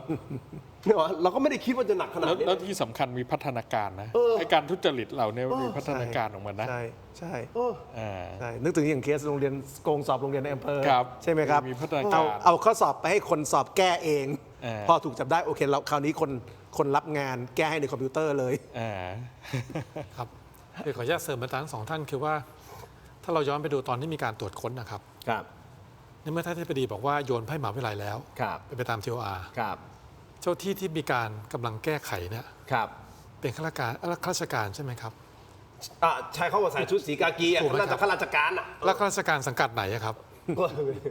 ถูกไหมครับไม่น่าจะไม่สังกัดมหาวิทยาลัยไม่น่าจะสังกัดมหาวิทยาลัยมั้งคงไม่ได้อยู่กรมป่าไม้แต่คราวนี้ก็ต้องมีข้อสังเกตเหมือนกันว่าแล้วไอ้เจ้าฮาร์ดดิสก์หรือไฟล์ข้อมูลเหล่านี้มายังไงอ่ะมันมาจากมหาวิทยาลัยยังไงล่ะอันนี้ผมว่าเนื่องจากการแทร็กจริงๆแล้วนะถ้าที่เป็นการพูดเนี่ยกระดาษคำตอบอาจจะอยู่ในโกดังอยู่ในห้องความมั่นคงที่มีการไขกุญแจ2 ดอกถูกไหมครับพี่ทินแต่ไฟล์ที่มีการเฉลยได้ว่าคำตอบที่ถูกต้องเนี่ยเป็นอย่างไรและอาจจะมีการที่คนที่ตอบเขียนกระดาษคำตอบไปแล้วเนี่ยอาจจะไปลงในระบบไฟล์แล้วก็ตรวจในระบบไงตรงนี้ได้ไหมที่เป็นช่องโหว่ให้มีการแก้ในระบบคือไอ้ตรงส่วนเก็บก็เก็บไปฮาร์ดคอปปี้อ่ะถูกแต่เวลาไปแก้ในระบบเนี่ยตรงนี้จะเกิดร่องรอยหลักฐานแล้วรวมทั้งพยานเจ้าหน้าที่ที่มีการแก้เนี่ยคุณได้รับคำสั่งจากใครก่อนหน้านี้แก้ใครบ้างเส้นเงินวิ่งไปที่ใครจะพบความเชื่อมโยงแล้วสุดท้ายตอนนี้เหมือนกับว่าปลายทางกำลังจะให้หมาอะไรเนี่ยไปเป็นแพะมสวไปก่อนแต่แน่นอนทุกอย่างต้องมีทุกกระบวนการเนี่ยต้องมีการตรวจสอบถูกไหมครับเพียงแต่ว่าจะปฏิเสธไม่ได้หมายความว่าโยนไปให้เฉพาะมหาวิทยาลัยเท่านั้นก็ในเมื่อเราก็เห็นกันอยู่ว่าเนี่ยมีข้าราชการแต่งเครื่องแบบเลยอ่ะซึ่งก็ต้องชื่นชมนะครับทั้งของ CAB เองทั้งเจ้าที่จากปปชด้วยเนี่ยที่ร่วมกันในการสะกดรอยนะครับแล้วก็ติดตามจนกระทั่งพบเพียงแต่ว่าผมว่าจะทำยังไงให้ประเด็นปัญหาสำคัญนะครับที่ตอนนี้ให้เจ้าที่เหล่านี้เขามีหลังพิงหมายความว่าเป็นภูเขาเลย พิงให้มันคงที่จะเดินหน้าไปได้เนี่ยไม่ ใน ต้อง การ มาบ ต อ รวจสอบใช่ไหม ไม่ต้องมาบอกว่าเหยียบเบรกปึ้งหัวขมำแล้วกลายเป็นเบี่ยงไป ว่าเราพบแล้วเป็นแค่กลุ่มเท่านี้ อ๋อ นะครับ หมายถึงว่าคนที่ไปตรวจสอบนี่ใช่ไหม ใช่ครับ อยู่ดีๆ ไม่ใช่ว่ามีแบบว่าใครมาดึงเบรกมืออย่างงี้มารถแบบกลับหัว180องศาอย่างงี้ ก็เราก็พูดประจำไม่ใช่หรอครับว่าที่นี่ประเทศไทย คือเราไม่ใช่อังกฤษใช่ไหมฮะ นายกรัฐมนตรีอังกฤษเพิ่งลาออกไปถูกไหมครับ ใช่เคียร์สตาร์เมอร์นี่คือแถลงเลยขอลาออก ครับแล้วประเทศไทยมีไหมฮะแล้วลาออกไปก่อนหลายท่านก่อนหน้านี้ด้วยใช่ไหมครับที่อังกฤษเนยนะแล้วประเทศไทยอาจจะมีแต่ต้องสถานการณ์ต้องแบบไปจุดพีคจริงๆไงแต่คำถามคือว่าถ้าการเมืองดีเนี่ย ผมว่าคงไม่เกิดเหตุการณ์แบบนี้หรอกครับก็คือไม่โกงอ่ะคำถามคือแล้วการเมืองมีโกงไหมครับ ผมไม่ทราบนะ ไม่รู้ ต้องถามท่านผู้ชมฮะ ไม่รู้ แต่อย่างนี้คุณผู้ชมถ้าที่ผมพยายามปฏิดประต่อเรื่องราวผมยังไม่ได้เก่งเรื่องนี้เท่าไหร่แต่ว่าผมพยายามจะดูว่าเขาโกงเขาแก้คำตอบยังไง ผมเข้าใจว่า เพราะว่าท่านมนัสสุวรรณรินทร์ขออนุญาตเอ่ยถึงท่านนะฮะท่านเป็นรองผู้ว่าราชการจังหวัดนครราชสีมาและอดีตเลขานุการกรมส่งเสริมการปกครองท้องถิ่นเนี่ยได้ออกมาเปิดเผยที่หน้า Facebook ส่วนตัวบอกว่าร่าง TOR ข้อสอบท้องถิ่นเป็นฝีมือของตนเอง โดยบอกว่ากระดาษคำตอบในข่าวน่าจะเป็นสำเนา เพราะใน TOR บอกว่าต้องมีเครื่องตรวจที่สามารถถ่ายสำเนาไว้โดยทันที ความหมายคืออะไรครับ ผมกำลังดูอยู่ว่าไอ้ไฟล์ดิจิทัลที่ข้อออกมาความหมายคืออะไรพอเวลาคุณสอบใช่ไหมคุณเขียนตัวจริงใช่ไหมอาจารย์เขียนตัวจริงเสร็จปุ๊บผมเข้าใจว่ามันมีการเอามาแล้วถ่ายเก็บเอาไว้เป็นสำเนาดิจิทัลไงนายศิโรจน์แผ่นนี้ปึ่งถ่ายนายยุทธพรใช่ไหมอาจารย์กฤษณพงศ์ปึ่งถ่ายไว้เป็นไฟล์ดิจิทัลแล้วผมเข้าใจว่าไอ้ไฟล์ดิจิทัลเนี่ยมันอยู่ใน external hard drive ตรงเนี้ยแล้วเอาออกมา แล้วเอาไปนั่งแก้ไงไปดูไอ้ศิโรจน์แล้วเขาก็ไปดูว่าเฮ้ยตอบผิดตรงนี้เลยไปแก้เป็นดิจิทัลแต่ถ้าแก้จากตัวจริงอ่ะมันแก้ได้หรือเปล่าผมไม่รู้นะผมสงสัยข้อนี้ไงถ้ามีการแก้จากตัวจริงนั่นหมายความว่าอะไรต้องไปเอาตัวจริงแผ่นจริงจากมหาวิทยาลัยมศวเนี่ยที่เขาเก็บไว้ในห้องมั่งคงอ่ะต้องเอาออกมา แล้วมายังลบแล้วฝนใหม่อ่ะมันขนาดนั้นหรือเปล่าหรือว่ามันแก้แค่ไฟล์ดิจิทัลอันเนี้ยเป็นข้อสงสัยถ้าสมมติตัวจริงของอาจารย์ศิโรจน์อยู่ที่มหาวิทยาลัยมศวแล้วไฟล์ดิจิทัลเนี่ยคำตอบมันคนละอย่างกันอ่ะนั่นหมายความว่าเขาแก้แค่ตัวดิจิทัลตัวจริงไม่ได้แก้แล้วเอาตัวดิจิทัลนี่แหละเป็นการประกาศผลว่าอาจารย์สอบผ่าน ผมว่าถ้าเกิดตอบคำถามตามโจทย์ที่คุณทินตั้งครับผมว่ามันต้องมีการแก้ต้นฉบับด้วยใช่ไหม ไม่อย่างนั้นเนี่ยมันจะมีหลักฐานใช่ไหมครับ ใช่ ว่า2ชุดมันไม่ตรงกัน แล้วก็อย่างที่บอกไปว่าในเคสอาจารย์รัฐศาสตร์จุฬาท่านหนึ่งซึ่งโดนศาลตัดสินจำคุก140 ปีเนี่ยก็เกิดจากการแก้ต้นฉบับแบบนี้แหละนะครับแต่เคสนั้นเป็นเรื่องของอบตนะครับอาจารย์ท่านนั้นเป็นหัวหน้าภาคที่รัฐศาสตร์จุฬาด้วยนะครับเพราะฉะนั้นก็ผมว่าในเคสมศวเนี่ยก็อย่าก็คือมหาวิทยาลัยไม่ใช่ที่สะอาด 100% เอาอย่างนี้แล้วกันนะครับ ถ้าเกิดเรามีเหตุการณ์ที่อาจารย์ท่านหนึ่งต้องถูกสั่งจำคุก140 ปีจากการแก้ข้อสอบมาแล้วเนี่ยนะครับก็อย่าการันตี 100% โอเค นะครับว่าในมหาวิทยาลัยมันจะเป็นที่รวมเทวดา อย่างนี้เราว่าพีคแล้วใช่ไหมเรื่องเนี้ยผมบอกเรามีอะไรพีคแบบว่าทำให้เราเซอร์ไพรส์ตลอดใช่ไหมอาจารย์ยุทธพรอาจารย์ศิโรจน์อาจารย์โต้งล่าสุดฮาวดา8แฉก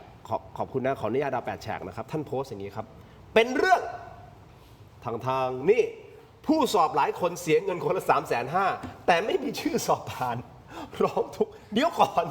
คุณไปร้องทุกข์ดำเนินคดีเครือข่ายขบวนการทุจริตข้อสอบหลังได้รับการโอนเงินคืนเป็นหลักฐานมัดโยงหัวหน้าขบวนการเดี๋ยวก่อนคุณเป็นส่วนหนึ่งของขบวนการนี้นะแล้วคุณไปร้องทุกข์กล่าวโทษว่าให้ดำเนินคดีกับขบวนการทุจริตข้อสอบคุณถือว่าเป็นหนึ่งในขบวนการด้วยนะถ้าคุณได้รับตำแหน่งคุณสอบผ่านแล้วได้รับตำแหน่งอะครับคุณจะออกมาร้องแบบนี้หรือเปล่าครับเฮ้ยเราจะอยู่กันอย่างนี้ใช่ไหมอะแล้วคนพวกนี้อะโทษนะผมไม่รู้จักคุณนะแต่คนพวกนี้ที่โกงเข้าไปอะคุณทำงานราชการให้กับแผ่นดินน่ะคุณต้องช่วยเหลือประชาชนคุณดูผลประโยชน์ของประเทศอ่ะแล้วคุณโกงเข้าไปอ่ะแล้วมีอะไรที่จะการันตีว่าคุณจะไม่แบบถอนทุนอย่างที่อาจารย์ยุทธพรพูดอ่ะแล้วตอนนี้คุณมีหน้าที่จะไปดำเนินคดีเครือข่ายขบวนการทุจริตสอบคุณเข้าใจอะไรผิดป่ะอาจารย์เขาเป็นครูส่วนหนึ่งของกระบวนการป่ะ สับสนในตัวเองอะครับ ผมว่าอย่างนี้ในประเด็นของคนกลุ่มนี้เนี่ยนะครับก็แน่นอนว่าเขาเป็นคนที่ทำผิดแน่ใช่ไหมครับแต่ว่า คนเหล่านี้จะเป็นตัวแปรสำคัญในการลากคอคนผิดคนอื่นเข้าคุกได้นะครับถ้าเกิดสามารถกันคนเหล่านี้เป็นพยานได้เนี่ยนะครับเรื่องนี้จะสำคัญมากนะครับก็เหมือนกับเรื่องเคสโกงข้อสอบในอำเภอรอบที่แล้วที่ผมเคยเล่าครับว่าความมันแตกเพราะว่าคนจ่ายตังค์ไม่ได้ตำแหน่งตามที่ตกลงกับเขาไว้เพราะฉะนั้นคนที่จ่ายตังค์แล้วไม่ได้ตำแหน่งตามที่ตกลงไว้เนี่ยนะครับก็จะเป็นพยานในการเอาผิดคนที่รับตังค์ดังนั้นคนกลุ่มนี้มีความผิดแน่นะครับแต่ว่าถ้าเกิดเขายอมมาเป็นพยานว่าเขาจ่ายตังค์ให้ใครและมีหลักฐานว่าใครโอนเงินกลับมาให้เขาเนี่ยนะครับความผิดเขาอาจจะเบาลงแต่ต้องผิดอ่ะแต่ต้องผิดนะครับแต่ความผิดอาจจะเบาลงเขาจะกลายเป็นพยานไงซึ่งอันนั้นเป็นสิ่งที่อัยการหรือตำรวจต้องไปเจรจาแล้วว่าถ้ามันมีคนแบบนี้จริงนะครับจะเอาเขามาเป็นพยานกันตัวเป็นพยานได้ยังไงแล้วคำถามต่อเลยนะฮะถามอาจารย์ทั้ง3ท่านต่อเลยนะแล้วก่อนหน้านี้ล่ะข้าราชการก่อนหน้านี้ล่ะล็อตนี่คือล็อต68ใช่ไหมครับแล้วก่อนหน้านี้ทุกหน่วยงานแล้วที่เป็นข้าราชการแล้วสอบเข้ามาโกงเข้ามาจะมีอีกสักกี่คนนะอาจารย์ผมตีไปแล้วกันสมมติ 30%น่ะทุก100 คนมี30 คนโกงเข้ามาประเทศมันถึงเป็นอย่างนี้ครับถูกไหมฮะและคนเหล่านี้ที่เสวยสุขอยู่เป็นข้าราชการอยู่ตอนนี้เราทำยังไงกับเขาวะเอาแค่เรื่องนี้ก่อนแล้วกันเอาแค่เรื่องเนี้ยท้องถิ่นเนี่ยแหละถ้าย้อนกลับไปได้อะขบวนการสมมติอาจจะเริ่มต้นตั้งแต่ปี60นะผมไม่รู้9 ปีที่แล้วถ้าสมมติขบวนการนี้มันสาวไปถึงนะ9 ปีที่แล้วมันทำกันมาอย่างเงี้ยและไอ้9 ปีทั้งหมดเนี่ยรวมกันข้าราชการที่โกงเข้าไปในกี่คนแล้วคนพวกนี้เขาผิดหรือเปล่าวะคือคนที่ทำแบบนี้ไม่ได้ทำปีนี้ปีแรกแน่นอนใช่ไหมครับเพราะฉะนั้นที่คุณดินถามเนี่ยเป็นคำถามที่เราไม่มีวันรู้ยกเว้นจะมีการลากคอหัวโจกได้และจิ๊กซอว์ในการลากคอหัวโจกคือคนที่จ่ายตังค์แล้วไม่ได้ตำแหน่งเนี่ยแหละเขาจะเป็นจิ๊กซอว์สำคัญดังนั้นเนี่ยผมก็ไม่รู้ว่าคนเหล่านี้คุณจะทำยังไง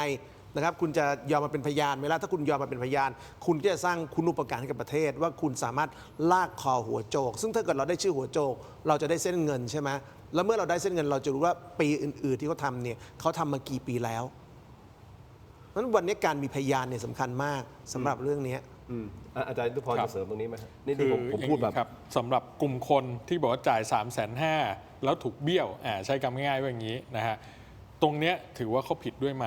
ในแง่จริยธรรมผิดแน่นอนนะเพราะว่าก็มีเจตนาในการที่จะไปกระทำการที่ไม่สุจริตนะครับแต่ครั้งนี้ในแง่กฎหมายเนี่ยคุณนินถามว่าเอ๊ะทำไมเขายังมีหน้ามานั่งฟ้องอะไรต่างๆเหล่านี้มันต้องแยกประเด็นเหมือนกันนะว่ากระบวนการตรงนี้มันเป็นสิทธิ์ของเขาหรือไม่ครับถือว่าเขาก็เป็นบุคคลที่ถูกช่อโกงเหมือนกันนะเขาก็เป็นสิทธิ์กฎหมายที่เขาอาจจะบอกว่าเขาถูกช่อโกงด้วยเหมือนกันเพราะก็ไม่รู้ว่าคนที่เขาเนี่ยไปจ่ายเงินเนี่ยเป็นคนที่อยู่ในกระบวนการทุจริตนี้จริงหรือเปล่าอาจจะเป็นใครก็ไม่ได้เกี่ยวกับกระบวนการนี้แต่ไปสมอ้างแอบอ้างก็ได้ว่าเดี๋ยวจะไปช่วยได้แต่ก็จริงไม่ได้อยู่ในกระบวนการนี้นะต้องดูให้ดีนะรายละเอียดแต่ถ้าอยู่ในกระบวนการนี้ด้วยเนี่ยก็ต้องไปดูว่าเขาจะเข้าข่ายฐานะของการเป็นผู้ใช้ผู้สนับสนุนหรือเป็นตัวการร่วมไหมซึ่งมันต้องพิสูจน์พฤติการหลายอย่างที่ผมบอกไงว่าเราฟังตรงนี้เบื้องต้นว่าคนไปจ่าย 350,000 แล้วถูกหลอกสุดท้ายไม่ได้สอบเข้าได้ตำแหน่งจริงๆแน่ใจว่าคนที่ไปจ่ายเนี่ยคือบุคคลที่อยู่ในกระบวนการทุจริตครั้งนี้ด้วยหรือเปล่าเขาอาจจะโดนหลอกใช่โอเคนั่นเรื่องแต่ว่าจุดแต่มันเริ่มต้นจากการที่เขาคิดจะทุจริตอยู่แล้วนั่นผิดจริยธรรมที่มันผิดตั้งแต่ตัวเขาที่เขาจะคิดทุจริตแล้วมันต้องแบ่งนั่นผิดจริยธรรมแต่ว่าคราวนี้เขาจะผิดในเรื่องของการร่วมในกระบวนการนี้ด้วยหรือไม่ต้องไปดูว่าเส้นทางที่เขาจ่ายเนี่ยมันไปเกี่ยวกับคนในกระบวนการนี้ไหมนะถ้าเกี่ยวเขาจะผิดในฐานตัวการร่วมผู้ใช้ผู้สนับสนุนหรือเปล่านะและในขณะเดียวกันถ้าไม่เกี่ยวเขาก็มีสิทธิ์ของเขาในฐานที่เขาถูกช่อโกงนะเพราะอย่าลืมว่าอันนี้มันไม่ได้เป็นพฤติกรรมที่ขัดต่อความสงบเรียบร้อยหรือขัดต่อกฎหมายแต่ถ้ากรณีสมมติว่าคุณทินไปเล่นการพนันการพนันนี่เป็นสิ่งที่ผิดกฎหมายโดนเบี้ยวโดนเจ้ามือหวยใต้ดินเนี่ยเบี้ยวไปเอาความไม่ได้เพราะเป็นนิติกรรมหรือพฤติกรรมที่ขัดต่อความสงบเรียบร้อยคือกฎหมายไม่รับรองพูดง่ายแต่อันเนี้ยเราไม่รู้ว่าตัวเขาเนี่ยช่อโกงหรือเขารู้ว่าอันเนี้ยคือคนที่เป็นหัวขบวนการจริงๆไปจ่ายแล้วบังเอิญว่าถูกเบี้ยวถูกอะไรอันนั้นเป็นอีกเรื่องที่บอกต้องดูพฤติการเราจะสรุปทันทีไม่ได้ต้องดูพฤติการสำหรับใครที่คิดว่าการยอมควักเงินหลักแสนจ่ายใต้โต๊ะและได้เข้าเป็นข้าราชการสุขสบายตลอดไปบอกงี้นะครับบทลงโทษสำหรับเรื่องนี้ปปชและกฎระเบียบสถ.มีระบุชัดเจนครับคนที่จ่ายเงินและบรรจุเข้าไปแล้วหากตรวจสอบว่าเจอว่าทุจริตเนี่ยจะถูกสั่งไล่ออกย้อนหลังทันทีถือว่าขาดคุณสมบัติตั้งแต่ต้นถูกเรียกคืนเงินเดือนและสวัสดิการย้อนหลังทุกบาททุกสตางค์ตัดสิทธิ์สอบราชการยาว10 ปี และที่หนักหนาสาหัสที่สุดก็คือโทษทางอาญาด้วยนะครับคุณผู้ชมนั่นหมายความว่าคนที่ยอมจ่ายเงินซื้อตำแหน่งจะไม่สามารถอ้างได้ว่าตัวเองไม่รู้เรื่อง เพราะในทางกฎหมายก็ถือว่าคุณคือผู้สนับสนุนให้เจ้าพนักงานปฏิบัติหน้าที่โดยมิชอบผิดมาตรา 157 หรือมีส่วนร่วมในการปลอมแปลงเอกสารทางราชการซึ่งก็คือกระดาษคำตอบนั่นเองนั่นหมายความว่าถ้าตรวจสอบจริงอาจารย์โต้งย้อนกลับไปสมมุติ5 ปีแล้วกันไม่ต้อง10 ปีก็ได้5 ปีย้อนหลังแล้วมีทุจริตแบบนี้ทั้งหมดเนี่ยข้าราชการที่บรรจุอยู่ตอนเนี้ยโดนหมดนะฮะ ก็เนี่ยที่ผม อาจจะมีข้าราชการหายไปครึ่งค่อนประเทศแล้วตอนเนี้ย ที่ผมบอกไงต้องดูพฤติการไงถ้าดูพฤติการเนี่ยเขาจะเข้าในแง่ของการเป็นตัวการร่วมผู้ใช้ผู้สนับสนุนหรือไม่นะต้องดูพฤติการ อันนี้ด้วยความเป็นธรรมคุณทินเพราะบางคนโดนหลอกมีเยอะแยะมากมายโดนหลอกแล้วก็สุดท้ายไอ้คนที่ไปจ่ายเงินเนี่ยไม่ได้อยู่ในขบวนการจริงๆมันก็มี อาจารย์โต้งผมอยากให้อาจารย์วิเคราะห์นิดนะครับบุคคลที่ตัวเองเป็นส่วนหนึ่งของการทุจริตคือแค่คิดว่าเราจะจ่ายตังค์เพื่อซื้อตำแหน่ง อันนี้ผิดจริยธรรมแน่นอน เขาคิดยังไงถึงมาแจ้งความเพื่อดำเนินคดีกับการว่าเขาถูกช่อโกงเขาไม่ได้ตำแหน่ง ครับคือโดยหลักการต้องบอกอย่างนี้ก่อนนะครับว่าการจะเป็นผู้เสียหายเนี่ยต้องเป็นผู้เสียหายที่แท้จริงหมายถึงไม่มีส่วนร่วมในการกระทำความผิดนั้นเลยเช่นมาแจ้งความว่าผมเนี่ยโดนแก๊งสแกมเมอร์หลอกเงินไปพอตำรวจสอบปากคำซักไปซักมาก็คือหนึ่งในขบวนการนี่แหละที่ไปร่วมหลอกกับเขาแล้วไปหลอกชาวบ้านแล้วสุดท้ายตัวเองไม่ได้ค่าตอบแทนตามที่แก๊งสแกมเมอร์หลอกตัวเองบอกตั้งแต่แรกก็เลยมาแจ้งความตำรวจอันนี้เขาเรียกว่าไม่ใช่ผู้เสียหายที่แท้จริงเช่นหมายความว่าเวลาจะมาหาตำรวจหรือไปศาลเนี่ยต้องมาด้วยมือสะอาดประเด็นแรกก่อนนะครับสองคือผมว่าข้าราชการที่มีการร่วมทุจริตครั้งนี้นะครับต้องเรียนว่าหลายท่านอาจจะมองว่าเป็นเรื่องไม่ใหญ่แต่จริงๆสำคัญตรงนี้ครับกรรมการข้าราชการเหล่านี้เวลามันมีส่วนร่วมให้มีการทุจริตเกิดขึ้นคนผ่านการกระบวนการสอบเข้าไปแล้วเนี่ยนะครับบรรจุเป็นข้าราชการท้องถิ่นแล้วเนี่ยหนึ่งคือได้สิทธิ์ข้าราชการเขาจึงยอมจ่ายแสนเพื่อรับเงินหมื่นสองรับราชการมีสวัสดิการอีกแบบค่ารักษาพยาบาลตัวเองครอบครัวด้วยใช่สามเกษียณบำเหน็จบำนาญสี่ระหว่างทางสามารถที่จะเช่นไปทุจริตเหมือนที่ท่านอาจารย์หลายท่านได้พูดไปแล้วนะครับประการสำคัญตรงนี้ครับเวลาเลือกตั้งจะต้องได้รับการแต่งตั้ง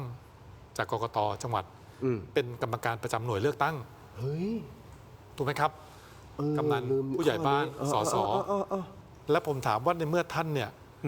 ทุจริตตั้งแต่แรกแล้วเวลาเขามีการทุจริตกันเพื่อจะให้ช่วยเนี่ยถามพี่ทินว่าจะทุจริตไหมครับโอ้โหตามน้ำครับชัวร์แต่นี่ประเด็นที่คือครับสำคัญตรงนี้คือถ้าเราย้อนกลับไปเนี่ย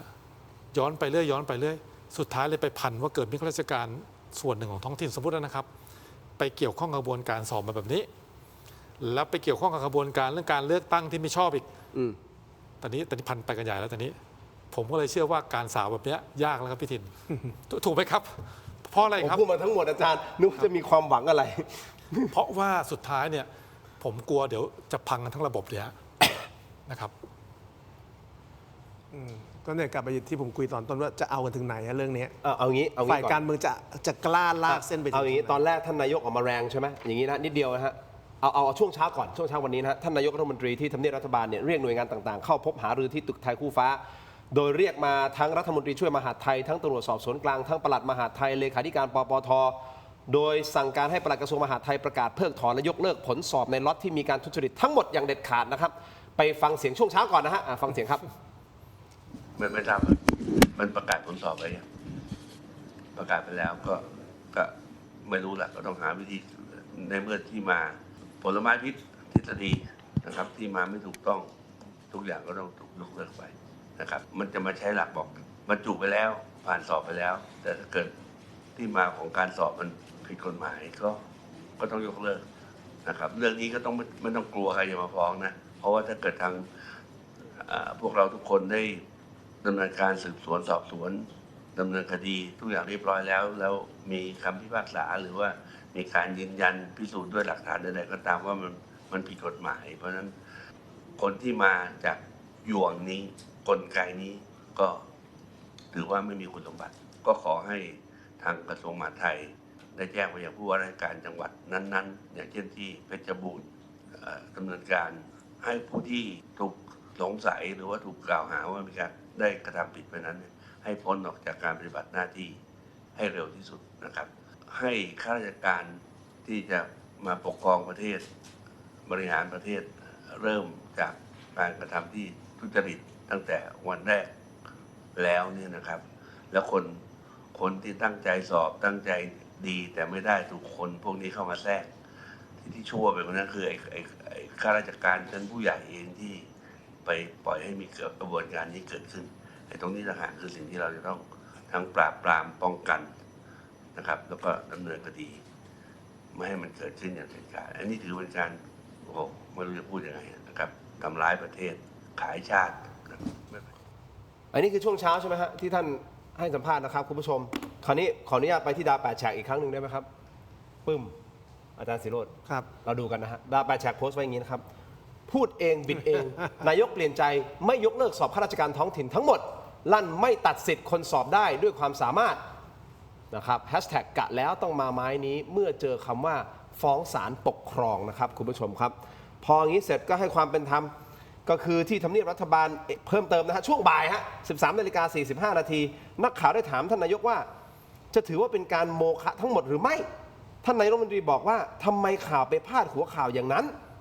ทำไมนักข่าวไปพาดหัวข่าวอย่างนั้นบางทีต้องขอสื่อจริงๆนะบางทีท่านไม่รู้นะฮะบางทีท่านไม่รู้ใจตนก็จะไปอะไรนะไม่รู้ใจตนเหรอเขียนว่าอะไรเนี่ยบางทีก็ไม่รู้นะฮะว่าพาดหัวข่าวแบบนั้นทำไมคนก็ตกอกตกใจกันหมดตนพูดว่าถ้าไปถึงจุดที่พบว่ามีการทุจริตในส่วนที่เป็นการทุจริตต้องโมฆะเอาสรุปง่ายๆท่านกำลังบอกเฮ้ยเดี๋ยวก่อนนะสื่อไปพาดหัวข่าวว่าจะโมฆะทั้งหมดได้ไงผมกำลังหมายถึงว่าไอ้คนที่ทุจริตอะโมฆะไม่ใช่ทั้งหมดแต่ดาว8 แฉกบอกว่าพูดเองบิดเองเปลี่ยนใจตอนแรกยกเลิกหมดกับไม่ยกเลิกหมดหรือว่าเราฟังผิดที่ท่านให้สัม คือ ภา ผ ษ ม ณ์ ว่าส่วนใหญ่คนฟังก็คิดแบบเดียวกันนะครับ คือคำว่าส่วนทุจริตต้องโมฆะเนี่ยมันไม่ได้หมายถึงตัวคนนี่ครับคือปัญหาของตรงนี้คือเราไม่รู้ว่าส่วนที่ทุจริตมันครอบคลุมกินพรมแดนขนาดไหนไง ครับ ผลกระเทือนมันกว้างขวางขนาดไหนอะมันไม่มีใครรู้นี่ครับ ท่านอธิบายไว้อย่างนี้นะครับคุณผู้ชมก็รอดูนะฮะคุณผู้ชมว่าจะเป็นยังไงต่อเรื่องนี้นะครับแต่ที่แน่ๆคุณผู้ชมครับผมขอเนี่ยไปสั้นๆอีกประเด็นหนึ่งได้ไหมฮะเรื่องนี้เราประมาณนี้เนาะมีอะไรขาดตกบกพร่องอีกไหมไม่มีแล้วนะก็คงต้องรอดูกันต่อไปนะครับอาจารย์ทั้ง3ท่านว่าเรื่องนี้จะไปจบลงอย่างไร แต่ที่แน่ๆจะจบอยู่แค่คนเดียวหรือเปล่า คือจริงๆ เรื่องนี้สิ่งที่ควรจะต้องดำเนินการที่สุดเนี่ยก็คือการกดปุ่มหยุดทั้งหมดนะอันที่จริงเนี่ยสิ่งที่ท่านนายกได้พูดตอนเช้าเนี่ยน่าจะเป็นทางที่ดีที่สุดคือท่านนายกรัฐมนตรีว่าการกระทรวงมหาดไทยต้องกล้าหน่อยเรื่องนี้นะครับคือแน่นอนกระทบสิทธิบุคคลที่เขาบรรจุแต่งตั้งไปแล้วแล้วเขาก็มีการใช้สิทธิทางศาลได้นะครับจะไปร้องศาลปกครองไม่ต่างๆเนี่ยทำได้แต่ว่าทั้งนี้ทั้งนั้นเนี่ยกระบวนการตรงนี้ไม่ได้บอกว่าทุกคนที่ได้รับการบรรจุแต่งตั้งหรือสอบขึ้นบัญชีนั้นเนี่ยเป็นบุคคลทุจริตไม่ใช่ไม่มีใครบอกอย่างนั้นแต่มันต้องกดปุ่มเพื่อหยุดทั้งหมดและถอยกลับไปจุดตั้งต้นนะครับนั่นก็คือคนที่ได้รับการบรรจุแต่งตั้งไปแล้วเนี่ยก็อาจจะต้อง